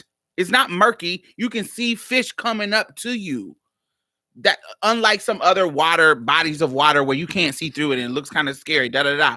Or I'm just trying to get y'all to imagine something that whatever you experience that you have never done since. Like say you experience something and it's something that you've never seen before or you haven't done since or blah blah blah blah blah. That's what I mean. Like you remember those moments. I done had sex with tons of men. I remember the first one who made me come. I remember the first one that gave me head. I remember the one who made me cry from pleasure. The one who made me realize that shit, how Stella got her groove back, how she had tears coming down her eyes. When I saw that, I was like, girl, what? As a little kid. But when you a grown woman, experience some grown man dick, or experience some, if you fuck with pussy, grown woman pussy, when you experience that kind of connection and sexual chemistry with somebody, when you experience that, then you understand, oh, this is what made Stella get her groove back. This is why she was fucking with that 20-year-old Winston at 40. It's something different. And if you have an experience, and there's a good wham bam, thank you, ma'am. That oh, this is a good fuck. But that difference, that unique, that dude, and I'm speaking from because I deal with men. This can translate if you are a woman that deals with a woman, or you're a man that deals with a man. This can translate to that. I'm just speaking from my personal experience because I deal with men. There is a difference between that dude who fucking adores every fucking thing about you. There is a difference between the dude that's just want to fuck you because you're just a body that's giving him access. There is a difference between the dude who loves your toes, who loves your booty crack, who loves your booty hole, looking at it, praising it, loving it, eating it, your breast, the sag of your breast, how they feel, how soft they are, your waist, that love. There is a difference when you are engaging in a sexual experience with somebody who loves every single thing, who likes your body, who likes it, who like what you got going, to the point where you don't have to be ashamed, where you don't have to, feel like you gotta hide anything or you gotta be insecure. There is a difference in that feeling, and I'm telling you, it is amazing. It is amazing. And there was times when I was in situation with dudes who liked everything about me, but because I was insecure about me, I ruined the moment. I ruined the hookup, or I ruined where it could go, the beauty, the orgasm it could take me to, because I was insecure about me. I was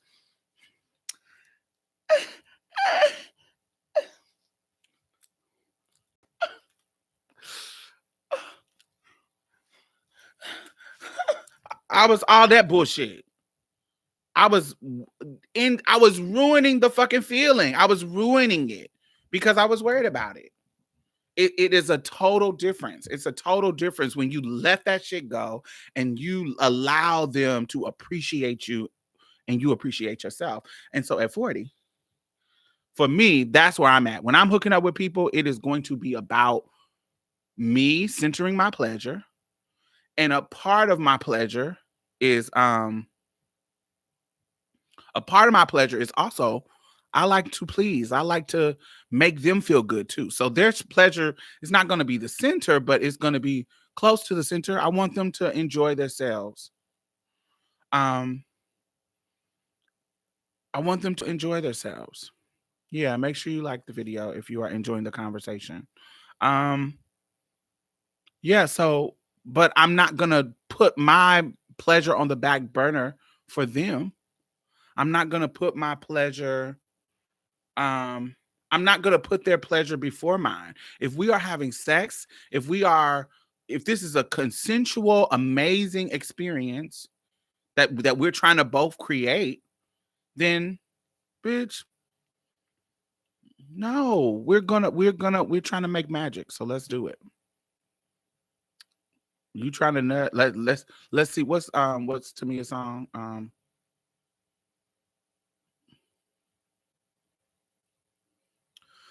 Close the door. The more I can't get enough of you. What I have in store is all of yours. That's all. Ooh, I can't get enough of you. Yes. When I think about you, I think about giving myself to you. Yes, that song, the lyrics, it's about, let's play a game. What you talk about? Let's play a game. And I want to make you come. I want to make you, you know what I'm saying? I want to make you get off good. And then we flip the script and you make me get off good. How can you gonna try to outdo me? It's about going back and forth. And you can't have that kind of freedom worrying about your fat rolls. You can't have that kind of freedom worrying about if you got a piece of a vagina. You can't have the freedom worrying about that shit. If they are there, they want to be with you. If they are there, they want to experience you.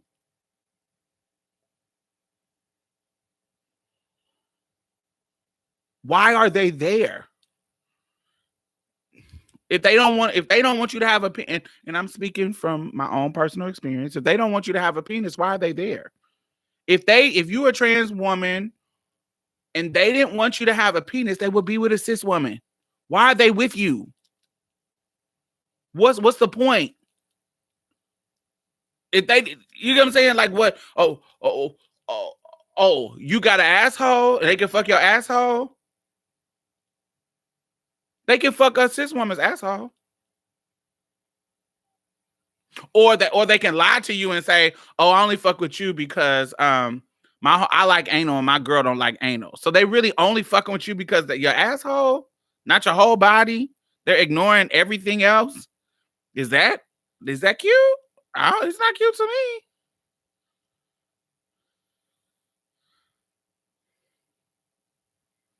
I just don't see the point. I just don't see the point.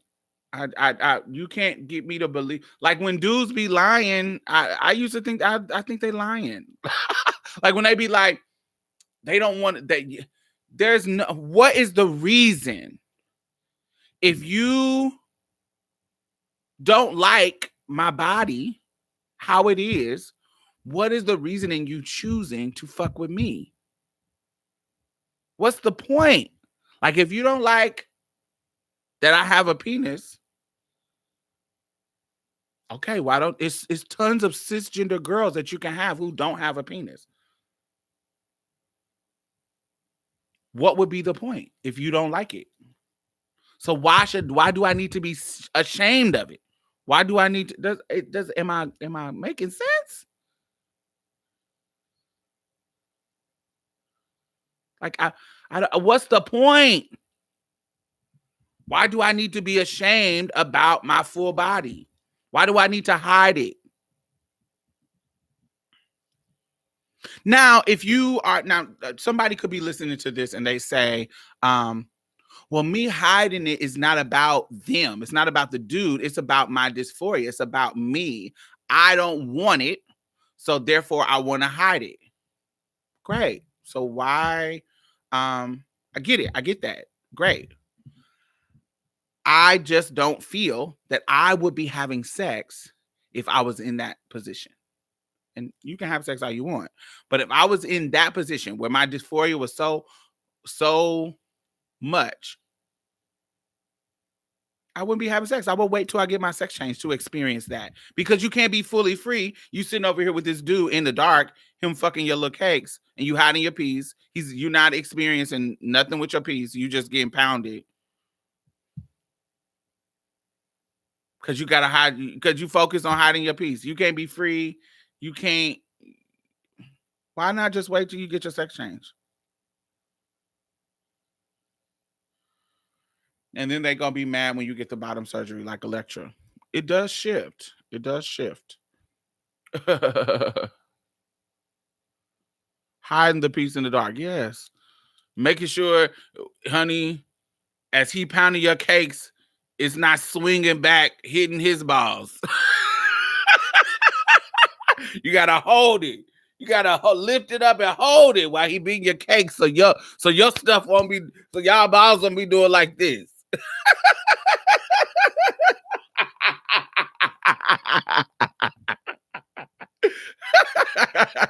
Yes, I mean that's. I don't know. I'm not about to fucking be worried like about that for me. I'm much more free. It's just bottom surgery. Yes. I'm much, yeah. Yes. I think wait till you get your surgery. Don't be letting them use you. Get your surgery. I get it. You dysphoric and but don't be letting them use you in the meantime. Fuck that shit. Because you're not enjoying it. I didn't experience anything with a man with my piece. Exactly. That's how I would do. I wouldn't be letting niggas use me. I would wait till I get my vag and then, honey, put that puss, that, the man-made puss on them. Bam, bam, bam. It's even that, like, even when you got sex change, that is a unique kind of pussy. I've never experienced it. I've never experienced that, so I don't know nothing about it. But if I had one, it would be, that would be my selling point. Honey, this is a custom pussy, baby. This ain't no regular degler that they just born with and used.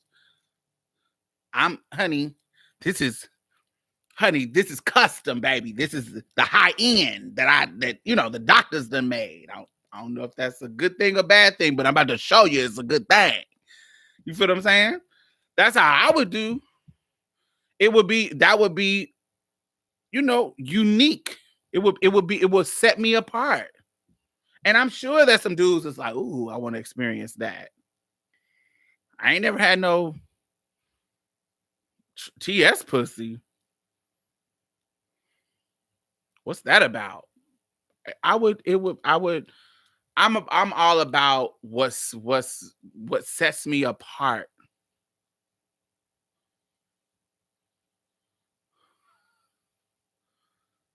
Ha! This is extra tight, man. Ha! Sweetie. Ha ha ha! Come on, give it to him. Yes, I would be giving them all of that. You couldn't tell me. I would be, honey, baby, that girl. Let's get into it. Let me show you how I can work it.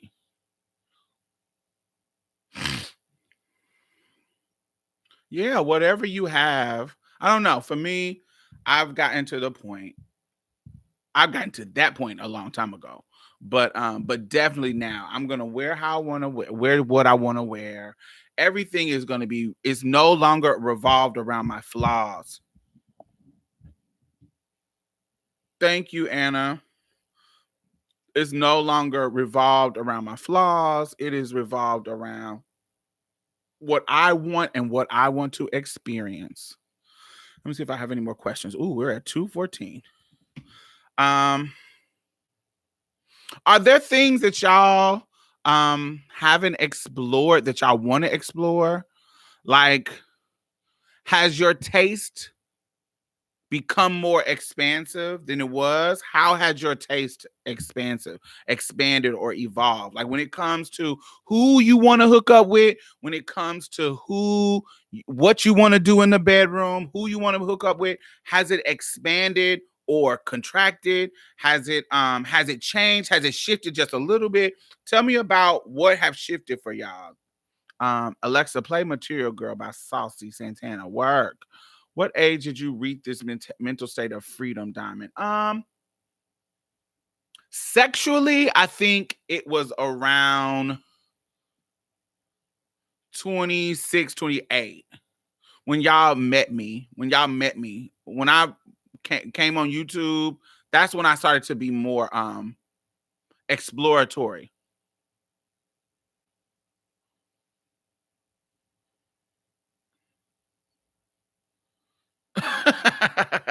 Come on, Alexa, wear it out.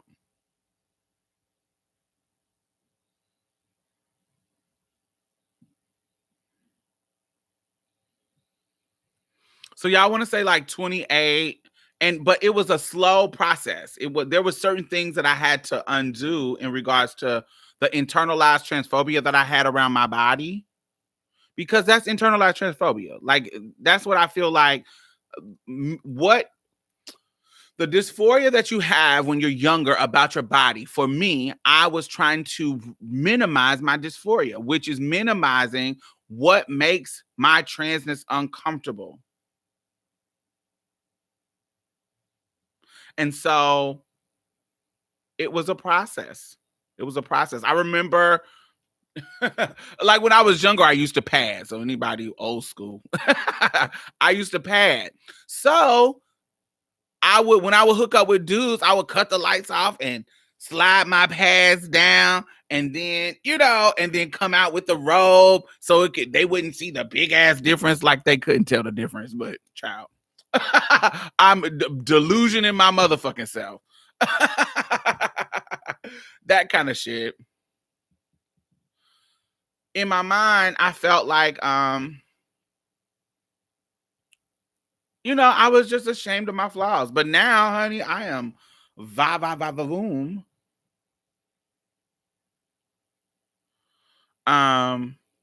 You feel what I'm saying? Like I feel like I you used to pad all the time. Yes, God, I used to pad all the time. From the age of 15 to till I got pumped. The first time I got pumped, I was 23, 24. Yeah, from 15 to 23, 24. Yeah, what was I gonna do? It just slowly, gradually got less and less as hormones made me thicken out, and as I always had like a nice booty, but I didn't have hips. It wasn't until I had got like silicone and the hormones had filled me out.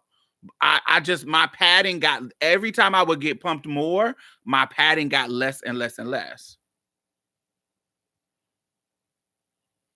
Yes, God.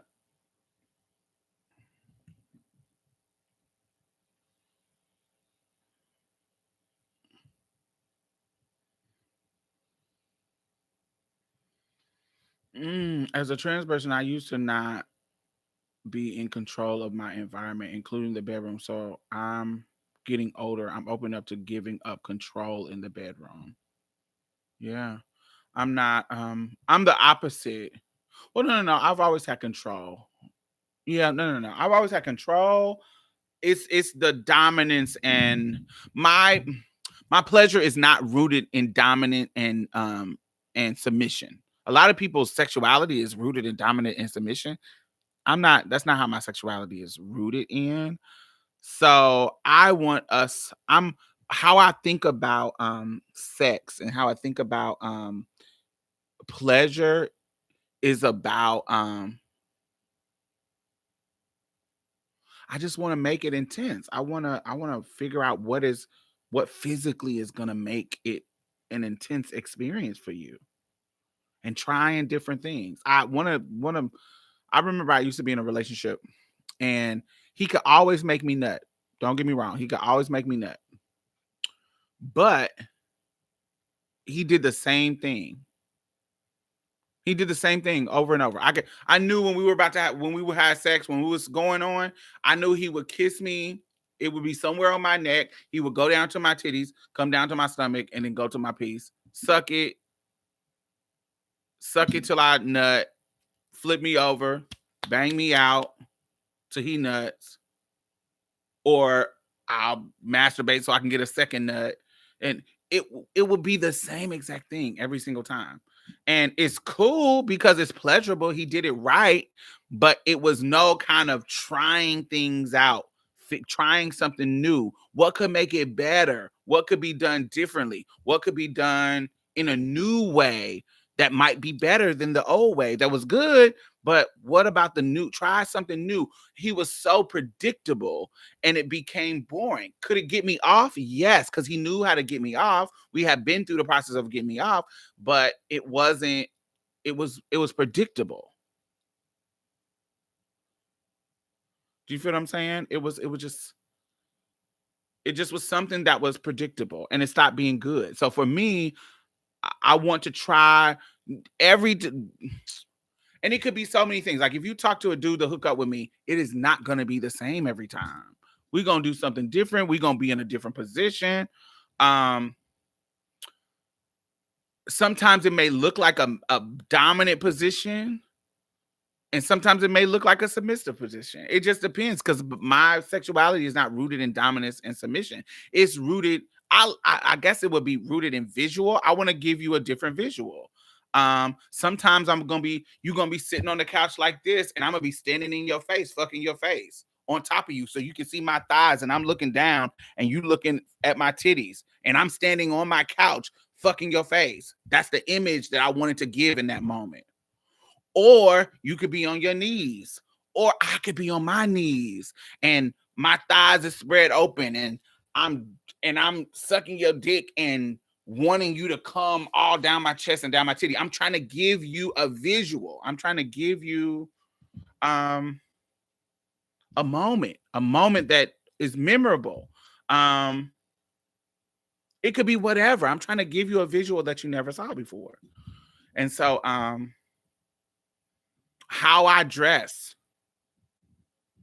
I call it visual art, a performance art. I do approach it in that way. I do approach sex in that way. In a performance, not performance art. I don't know. Maybe I don't know. I'm performing in a certain way. Even how I dress, I'm not gonna always be in the stereotypical Teddy creative director sessions. Yes, that's what I'm doing, literally. It's not gonna always be in a Teddy. Sometimes you're gonna come through the door and I'm gonna be in a sexy ass gown. Like something that you didn't think I would wear, but it's a sexy ass, split up to my thigh, sparkling and shit, titties booed up, and it is to give you a different look. I'm not gonna always have the same hair. I'm not gonna always have. Sometimes I'm gonna have fucking flowing ass whatever. Sometimes, bitch, I might come out this motherfucker looking like Storm, bitch. You know what I'm saying? There's so many things could happen that it depends on what my vibe is that day. That's what it is. Diana Troy in a white gown with no bra. Right. All of that. And you don't know how many times dudes is like, when you came to the door, I was like, damn, what's the occasion? But that is something, if you ask them, like, what is some of the most memorable moments when we had sex? Me and my homeboy was talking about it the other day. Because we hook up, he's a client for real. But we was talking about it the other day, and that's what we were talking about. Moments that we remember in our situations. And so he was like, I remember when you came in that dress. That dress was so bomb. And I didn't, and in his own little Peabody ass brain, he likes you to be in something like if you asked him, how do you want a chick to dress, he's gonna give you the typical shit that he done seen in porn videos, that he done seen in a porn magazine. He's gonna think that that is what he wants, and at some point, yeah, that might be what he wants, but he didn't think about how this situation, how I got this badass gown on, and while I'm sucking your dick, I done tossed the train up to where you see my whole ass spread out. He didn't know he wanted that visual. And so now that's a visual that's stuck in his mind. It's not the teddy with the thong and da da da that he thought he wanted. That's what he thought he wanted. But I gave you something else, some other visual that you thought about, that you didn't think about.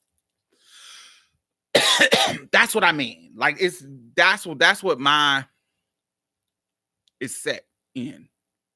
And there's a certain level of freedom that you gotta have. And I can't do that if I'm shy by my ass and my dick coming down. Or whatever. I can't be free and create those moments if I have insecurities about my body. You can't.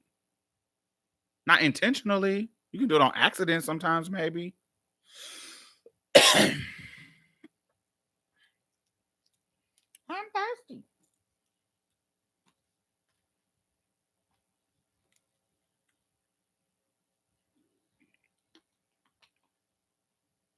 It could be the place. Like, yo, meet me at this restaurant. Meet me at my homeboy, this same homeboy. He'll text me, yo, where you at? Oh, I'm at this hotel at this conference. At this fucking shit. He said, what hotel you at? Oh, I'm at the Marquee, downtown Houston. Oh, can you get away? Sure, we'll hook up in the bathroom at a conference. Just because it's something new. It's something, the moment. They don't know. Nobody know who he is. They don't know he's coming.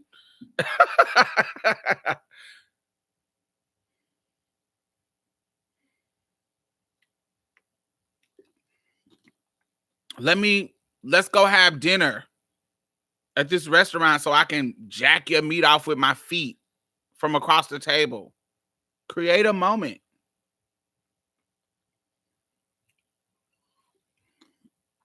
So who I hook up with has expanded. So I'm open to deal with trans men. I've never dealt with a trans man, but I'm open to the idea of that experience. There has to be, this may be problematic, but I feel like you can be discriminating with your sexual taste. I'm more into trans masculine people who are passing, who look the cisgender part. Not, you don't got to be fully that, but I'm more attracted to masculinity. So I like that. You don't have to be like, you don't have to have top surgery, but your look and your sound, like I'm really turned off by feminine voices. So that kind of don't turn me on. But if your voice has shifted and you know, I'm open to the idea. It has to be a specific type of person. Cisgender girls, I ain't really open to cisgender girls, just me having them alone. There are some masculine studs that I might could play with, like, you know, like Young Ma, shit, that vibe. Maybe I might, because I find her attractive, but I don't know. Maybe. Um, I'm like I said, I mostly date dark skinned black dudes or Africans. Um, I have a fetish for tall Asian slim dudes. Um,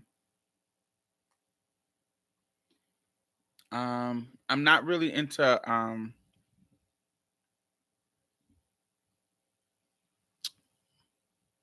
I'm not really into buff dudes. I don't mind a body. I don't mind a nice body. I don't mind that. But buff is kind of like too much for me. I have you, sure, but but I prefer you to be tall, not skinny, but kind of just a regular buff. Redheads are my guilty pleasure. Yes, God. That Harry, Prince Harry, if you look like Prince Harry or a motherfucking Ronald Weasley, I have a fetish for redhead white boys.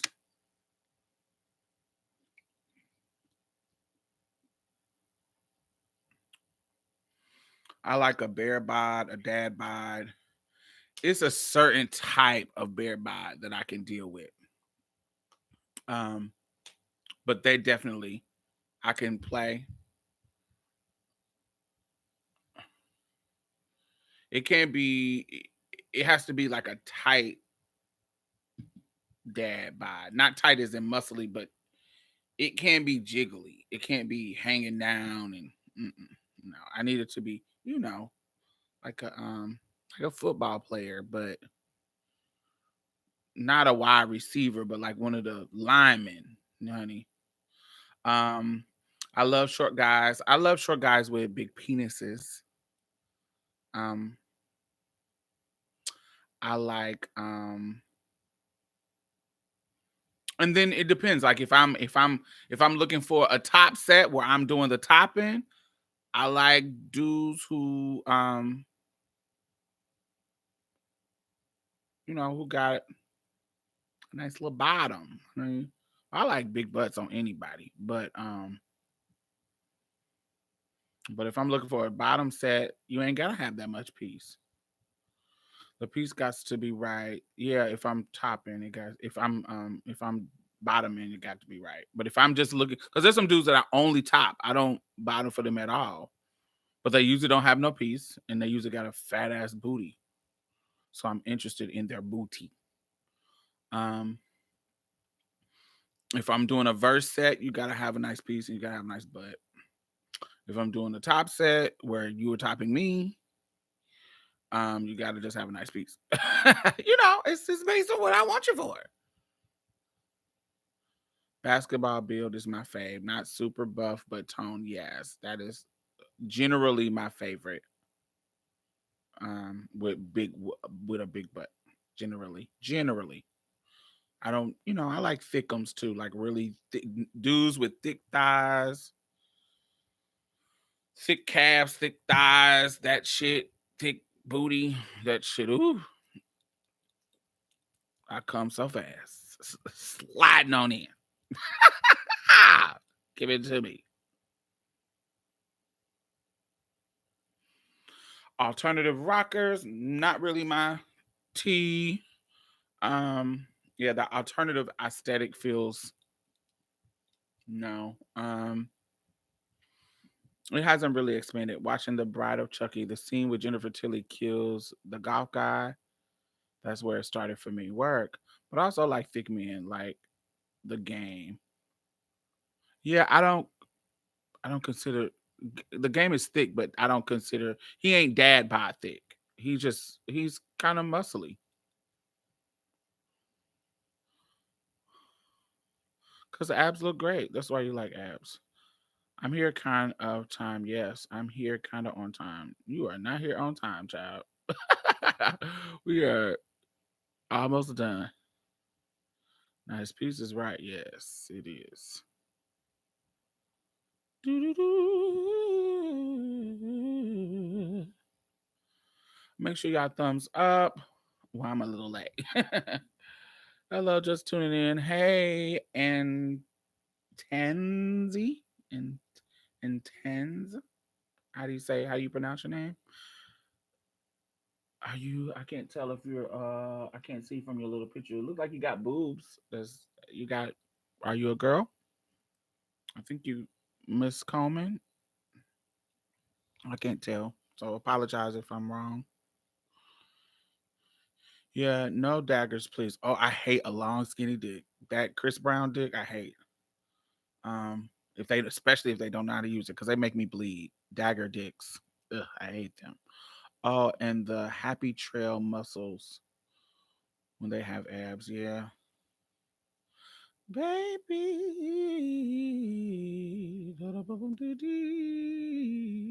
I thought you started at 7. I do, but 7 Central, darling. 7 Central, darling. Baby. Oh. My time is 9:39 p.m. We've been on for 2.5 hours. Maybe next week you can do the questions for the folks in relationships. No, we got some time to do it. So my question for folks in relation was what I just asked. How had it expanded? Now that you're in relationships, how has it expanded? How has your taste expanded? What have what are some things that you explored? Those were my questions, particularly for people to participate who are in relationships. How have you expanded your taste? Have sexually? Have you how do you explore now that you're in the relationship? How are you exploring that stuff, sexuality? I love me some grown black love inside of me with a mamba. I need a monster child, something to run from. Work, come on. I felt that riff. What riff? Was I singing? I'm on that PST child. Yes, y'all 2 hours behind me, behind us. Child, before I only wanted a guy next door, and now that I have been in a relationship, I want a little of everything. I'm waiting to get into a relationship so I can explore. I try to do that with hookups, and it's hot. Yeah, I just want to do that. Want to try shit. I want to do that's good at pleasing me. I'm good at pleasing him, and then we want to try shit. We want to experience shit. I mean, it's hit or miss when I'm trying to explore my sexuality through hookups. Yeah, hookups are definitely hit or miss. Yes, definitely. Sometimes you just are not compatible with people. There's some people who are like this guy. He is the most beautiful guy. I'm exaggerating, but one of the most beautiful men that I've met in Houston. And I don't think he knows it, but I told him recently. Um, but we just don't have sexual chemistry. We just don't have sexual chemistry, and it is he's I think his sexual appetite is being dominated, and I don't mind that in moderation. Like I said, my sexuality is not rooted in domination, and so he wants to. It almost feels like he's reliving like some childhood trauma that involves a penis, and so that doesn't turn me on. I'm not trying to be the remake of your molestation. I'm not trying to be any of that. And so that's the vibe that he's giving me. And if you've been in sex work, you may know how these type of clients they they turn into little boys. They grown men, but they turn into little boys when they're in a session with you. Um, and that's what it feels with him. And I don't like that. I don't like feeling like I'm not that. I don't want to be that. And so we just don't have any sexual chemistry. And he hits me up. And the first time we hook up, it was I got off, he got off, but he was more into the dominant part more than I would like. It's very yeah, it was Brandon. It was quite uncomfortable. Um, I didn't like it. It is so interesting how trauma sometimes can play throughout sex. A guy's trauma can come out too. Absolutely. I love these conversations so much. I'm a virgin in my mid 20s and I've never been in a relationship, but I love listening to stuff like this just so I can know what to expect in the future. Yes. Yes, Kiana. Battle boo. Do do do do do do do do do do do.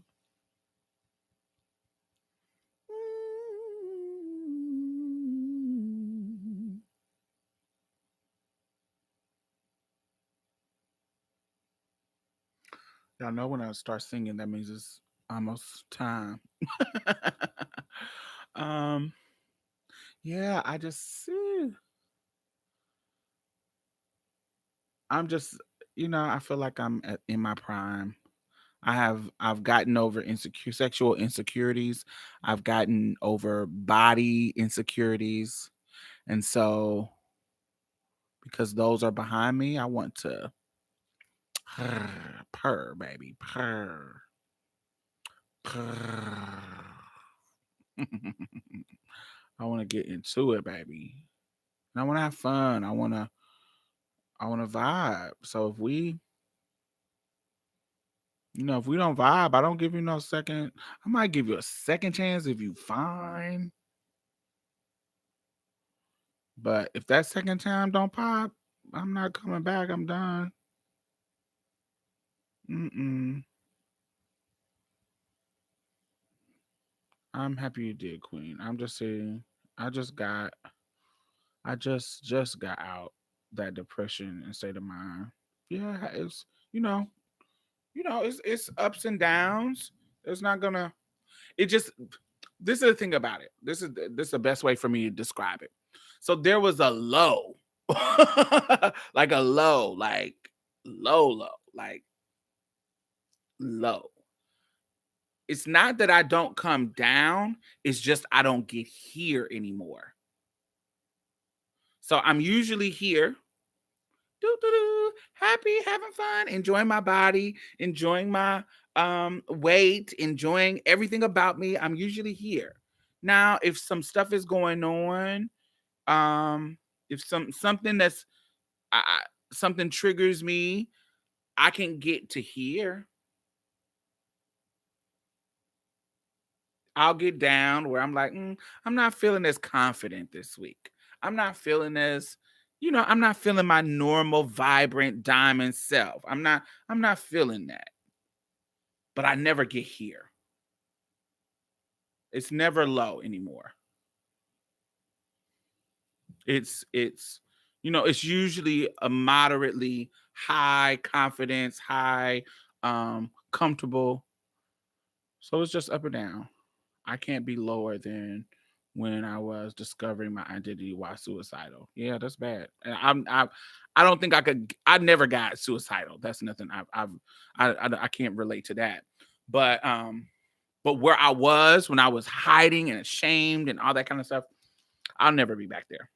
I've experienced too much life, and it's something about we just it's easy to be like, oh, your self-esteem should be coming from the inside, and it should be rooted in how you feel about yourself, and it's about you and what you want and what you like. That's cute, but that is on a certain level, that's true, but it's nothing like being attractive to somebody that you find attractive. It's just something about when somebody likes you. When you feel like, you walking down the street and, somebody's like, damn, baby girl, you fine. That there's something about that does. Yes, if that doesn't happen, I'm still gonna feel like, oh, I look in the mirror and I look cute. Yes. But the affirmation is something about the affirmation from outside of you that does something. And so I've been with some beautiful men. I've been with men who I never, and this is something that I learned in college. There was a dude, I talked about this. Have I talked about this? I probably haven't. This is a story that I haven't told y'all. Um, I'm not gonna tell y'all now, but there was a dude who, if I just thought that he was like the top dude at the school. And so I didn't even think about having him. Like he was so mentally out of my league. And the chicks in the school, he was the type of dude that he would walk past and the chicks would go silent just to see him walk past. And he knew it. He was beautiful. Beautiful. I remember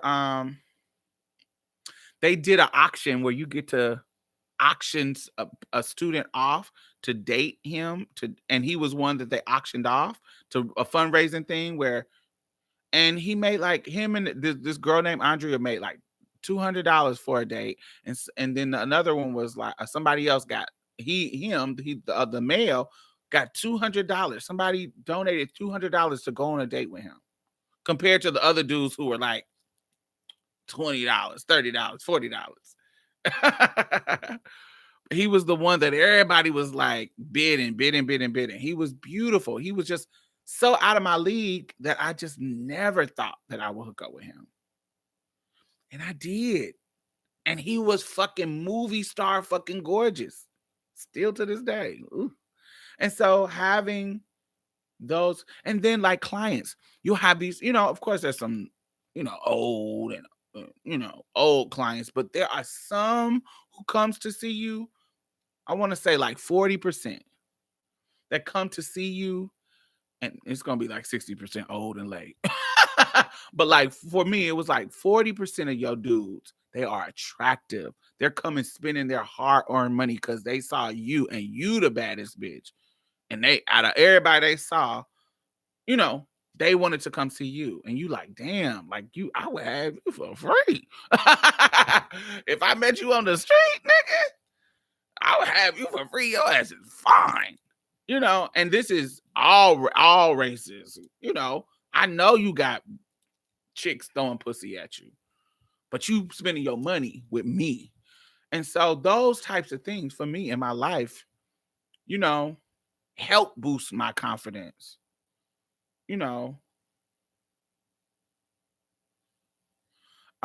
Help boost my confidence and say, if these niggas are spending this much money on you and my race wasn't cheap to me,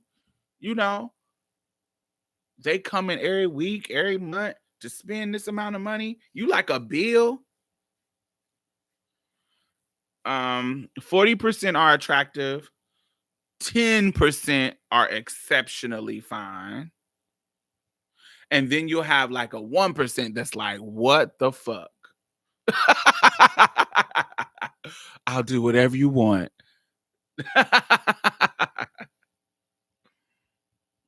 Yeah, I would say about 10 are exceptionally, and then it's like 1% that's like, wow.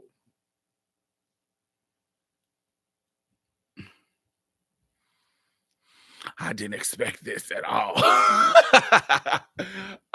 But yeah, and then once you have that one fine dude, it's like, bitch, I can have anybody.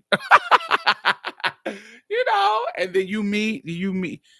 I've been in situations where, like I'm in my apartment complex and the finest nigga in the complex try to holler at me. My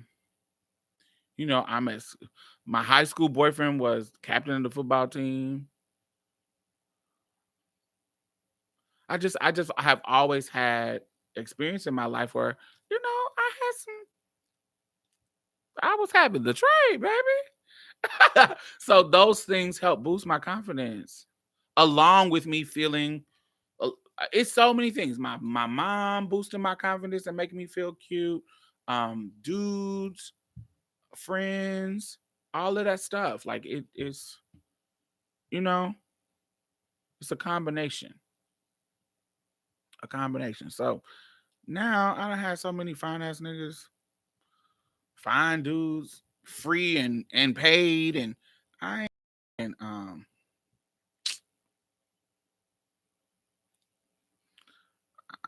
I ain't letting no person play me down.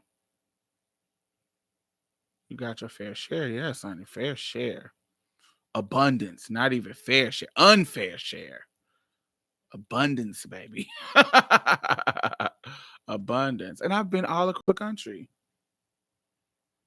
I remember when I was an escort, I would have every city I had like a couple of pieces of trade that I could call in between clients that were dime pieces that were on my beck and call, baby. Every city I had somebody that was Lego.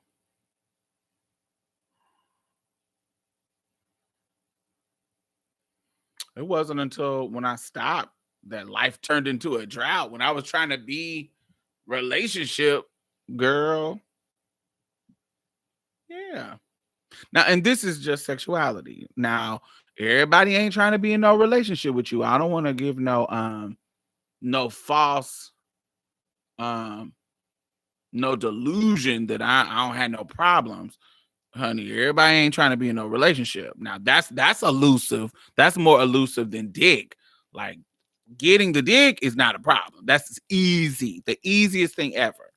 But now relationships, that's elusive. I have a problem with finding men who can't get past the fear of society. That's just keeping it real. I had relationships? Yes, we talked about that on um the episode that I talked about Denise in. It's long as shit and it's in the members only section. But I found dudes? Yes, I've been in a relationship with dudes openly, da da da. But it has been more that has been the more elusive side of it. Could I hook up with niggas? Yes. I could. There's tons of dudes that I could hook up with. But being in a committed relationship, that's the part that is hard to get.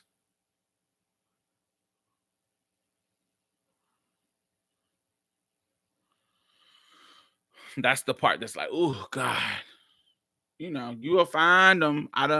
You will find them, but don't give up hope in that regards. But those the ones that you like, ooh. But I don't think I think it's worse for trans women, but I think cis women are having that issue too, finding that kind of guy that wants to be in that lane. Particularly now when you have so many options. There's so many options. They got chicks online, following them on Facebook. They just have access to options now. So many options that if they're ready to be in a relationship, they have to want to be with you because there's so many, particularly like I don't think I'm the most beautifulest person. I don't think I'm ugly, but I think I'm really like a little bit above average. So I feel cute.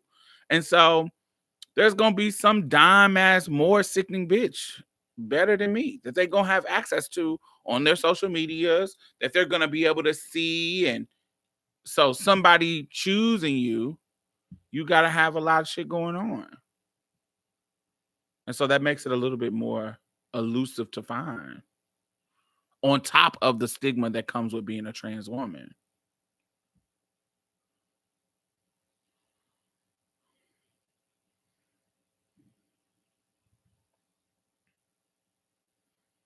Hey, Black Cat, how are you?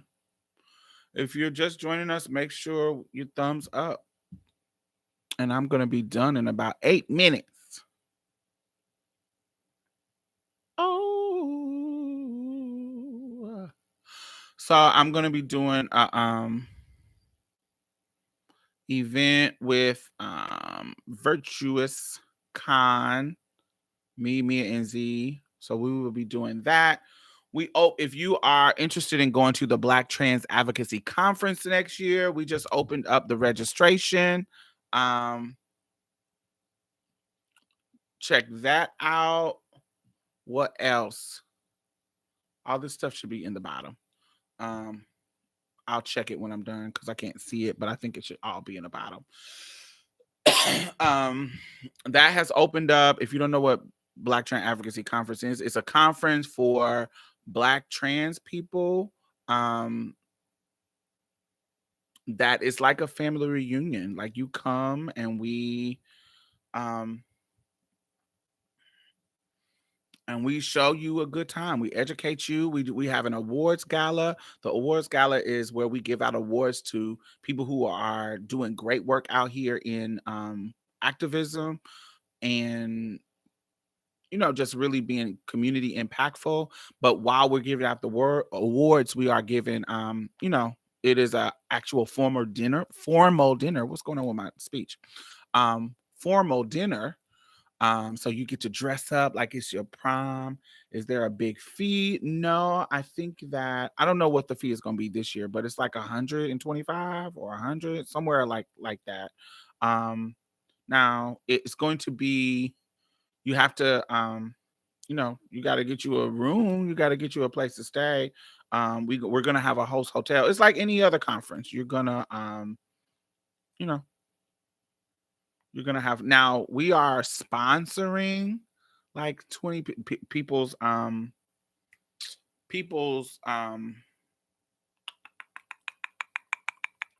are sponsoring people's registration fee and their flight and room. I think it's gonna be like 20 people. We don't do that until later. Um It is all on the website. Yes, we already know the dates. It is on the website. I think it's down at the bottom. I'm not 100% for sure. If I didn't, let me find it. If what you call it, don't beat me to it.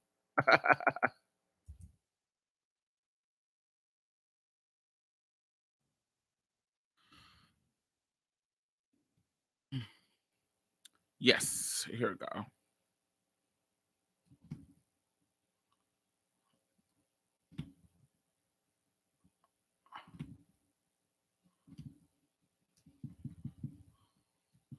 It's going to be April 26th through May 1st.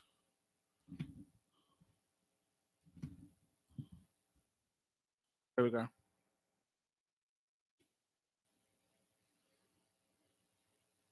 April 26th through May 1st. We are going to be doing, but the people who we sponsor are people who are volunteers for what we're doing. So you don't just get sponsored just to come. You gotta actually do work for us. You gotta be a volunteer. So like we need people to make sure people get registered. We need people to make sure all the rooms are set up. So like the volunteer work of as far as running a conference, um yes, we sponsor people who come and do the volunteer work that we need. So that means setting up rooms, that means setting up stuff. So it's not just like, ooh, we pay for you to come and you don't do any work, because we actually are giving out stipends. It is once you do the work, we pay you like I don't know if it's going to be $1,000, either 500 to $1,000 after the event is over. Once you do the work, um, yeah, it's certain things that we're doing this year that's different, because we want to invest our money in trans people. So we want to make sure that we are giving our money to trans people. I love to hear queer femme discuss what it's like dating cis men openly in our cis-hetero society. I mean, as a supportive spouse, I see the challenges he faces as a man for y'all love. Yes. But yes, there's so much going on, but you can still, but anyway, you should be a member, because the membership to be a part of BTAC is free. So be a member, and when you become a member, we email you information on updates and ways can be sponsored, ways you can, because sometimes we can sponsor your room. Like if you get a ticket, like you buy the ticket and come, um, like buy your airline ticket, Mike can sponsor you a room.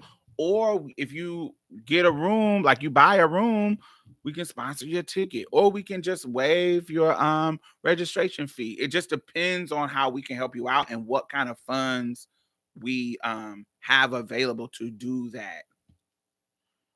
But it costs money to do a conference. So we make it reasonable. We don't make it like, oh my God, you're spending $250. No, I think the highest fee is the registration fee, which is 125. Isn't that what it's on there? Let me see.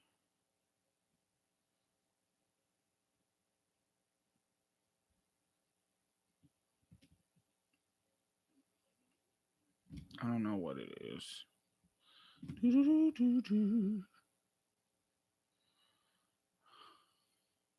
Yes, it's 135.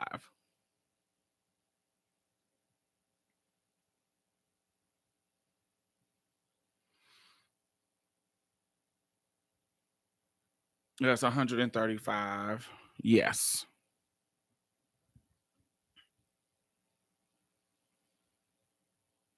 And remember, organizations can sponsor you and it can be written off on your taxes.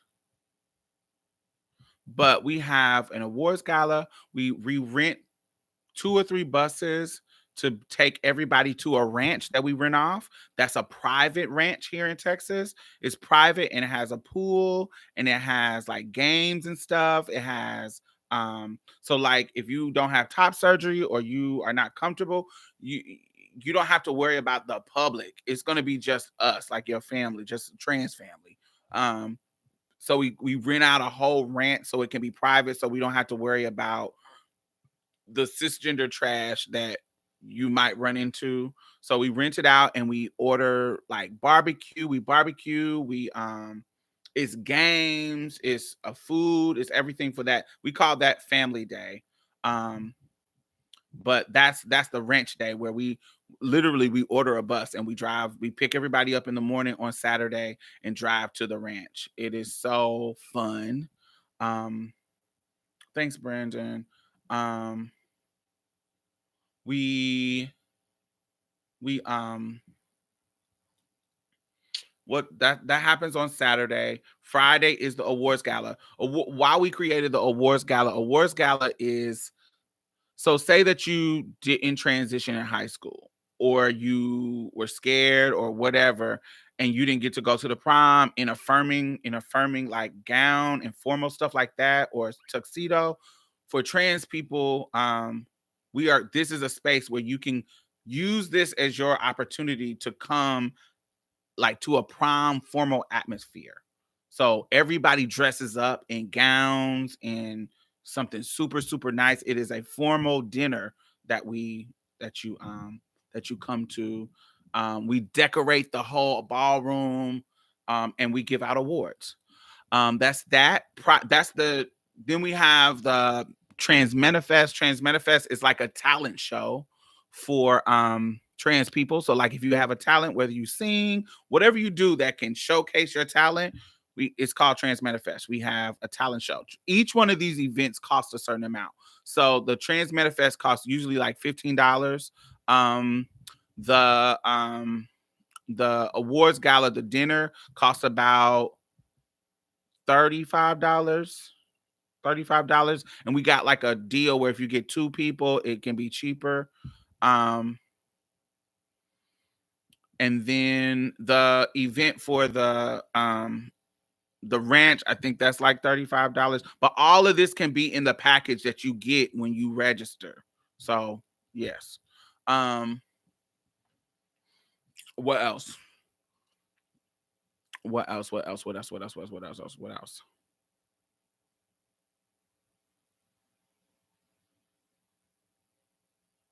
What else would oh prior to these are like the fun events that's just fun and for you to experience.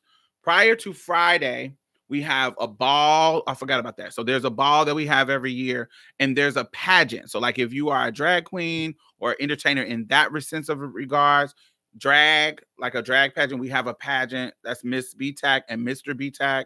Um, that you can apply for.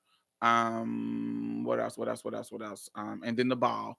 But the time prior to that is Empower Her program and Empower Him program, and there is Empower Them, like for non-binary people. That is fairly new. We started out being really quite binary with him and her.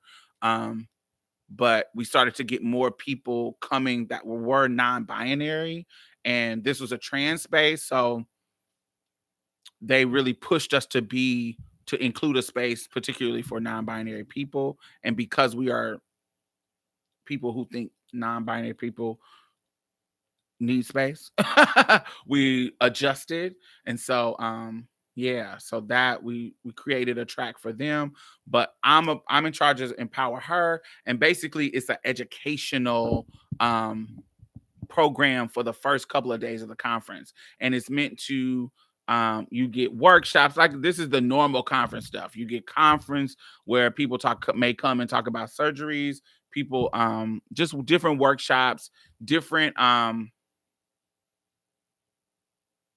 different like little educational and conversations that we can have that are led by various trans leaders in the community. So it's a whole conference. It's a whole 4 or 5 days.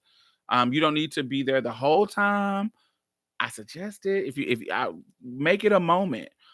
Because it's also beautiful because when stuff is over, everybody is in the hotel and we downstairs playing cards. Like we usually rent out rooms so that we can have like a game room that everybody can come play in and have fun in. There's an element that you can hook up with people. We all go to the club, we all go to the parties in the city of Dallas. Out in the neighborhood or wherever we want to go. Um, we'll go out to eat. It'll be a bunch of us going out to eat. It's just a really community thing that if you enjoy being around people and not having to worry about your transness being an issue, that is something that you can get in. I'll be rolling blunts. People, tons, everybody smoke. I don't smoke, but a lot of folks smoke, and so they'll be out smoking. You can't smoke in the hotel, but they'll be out smoking.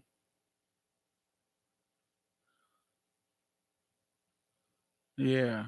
And it's trans men, non-binary folks. It's just a big black ass time. We center blackness. Now, if you are not black, you can come. Like I remember this one trans woman had came down to Chicago and she didn't know that it was a black centered event. And but we didn't care, girl. You can hang out. Like, it's in Texas. You can come, but just know that it is a black centered event where we're gonna be talking about systems of oppression, and this is not a place where your whiteness is centered. So don't come in there with that bullshit. But they came down and they had a great time. They come every year. There's white people who come every year just to learn and to sit back and listen. And so yeah. So yeah, you don't have to just be white. I mean, just be black. It's Afro Latinx people, Latinx people who are not black, but they're Latinx, minorities, just because it's such an inclusive um trans space and we're open. Yeah, you can come. Yes, black trans events getting announced on Pride and Juneteenth. Yes, or close enough. Yes, yes, yes, yes, yes.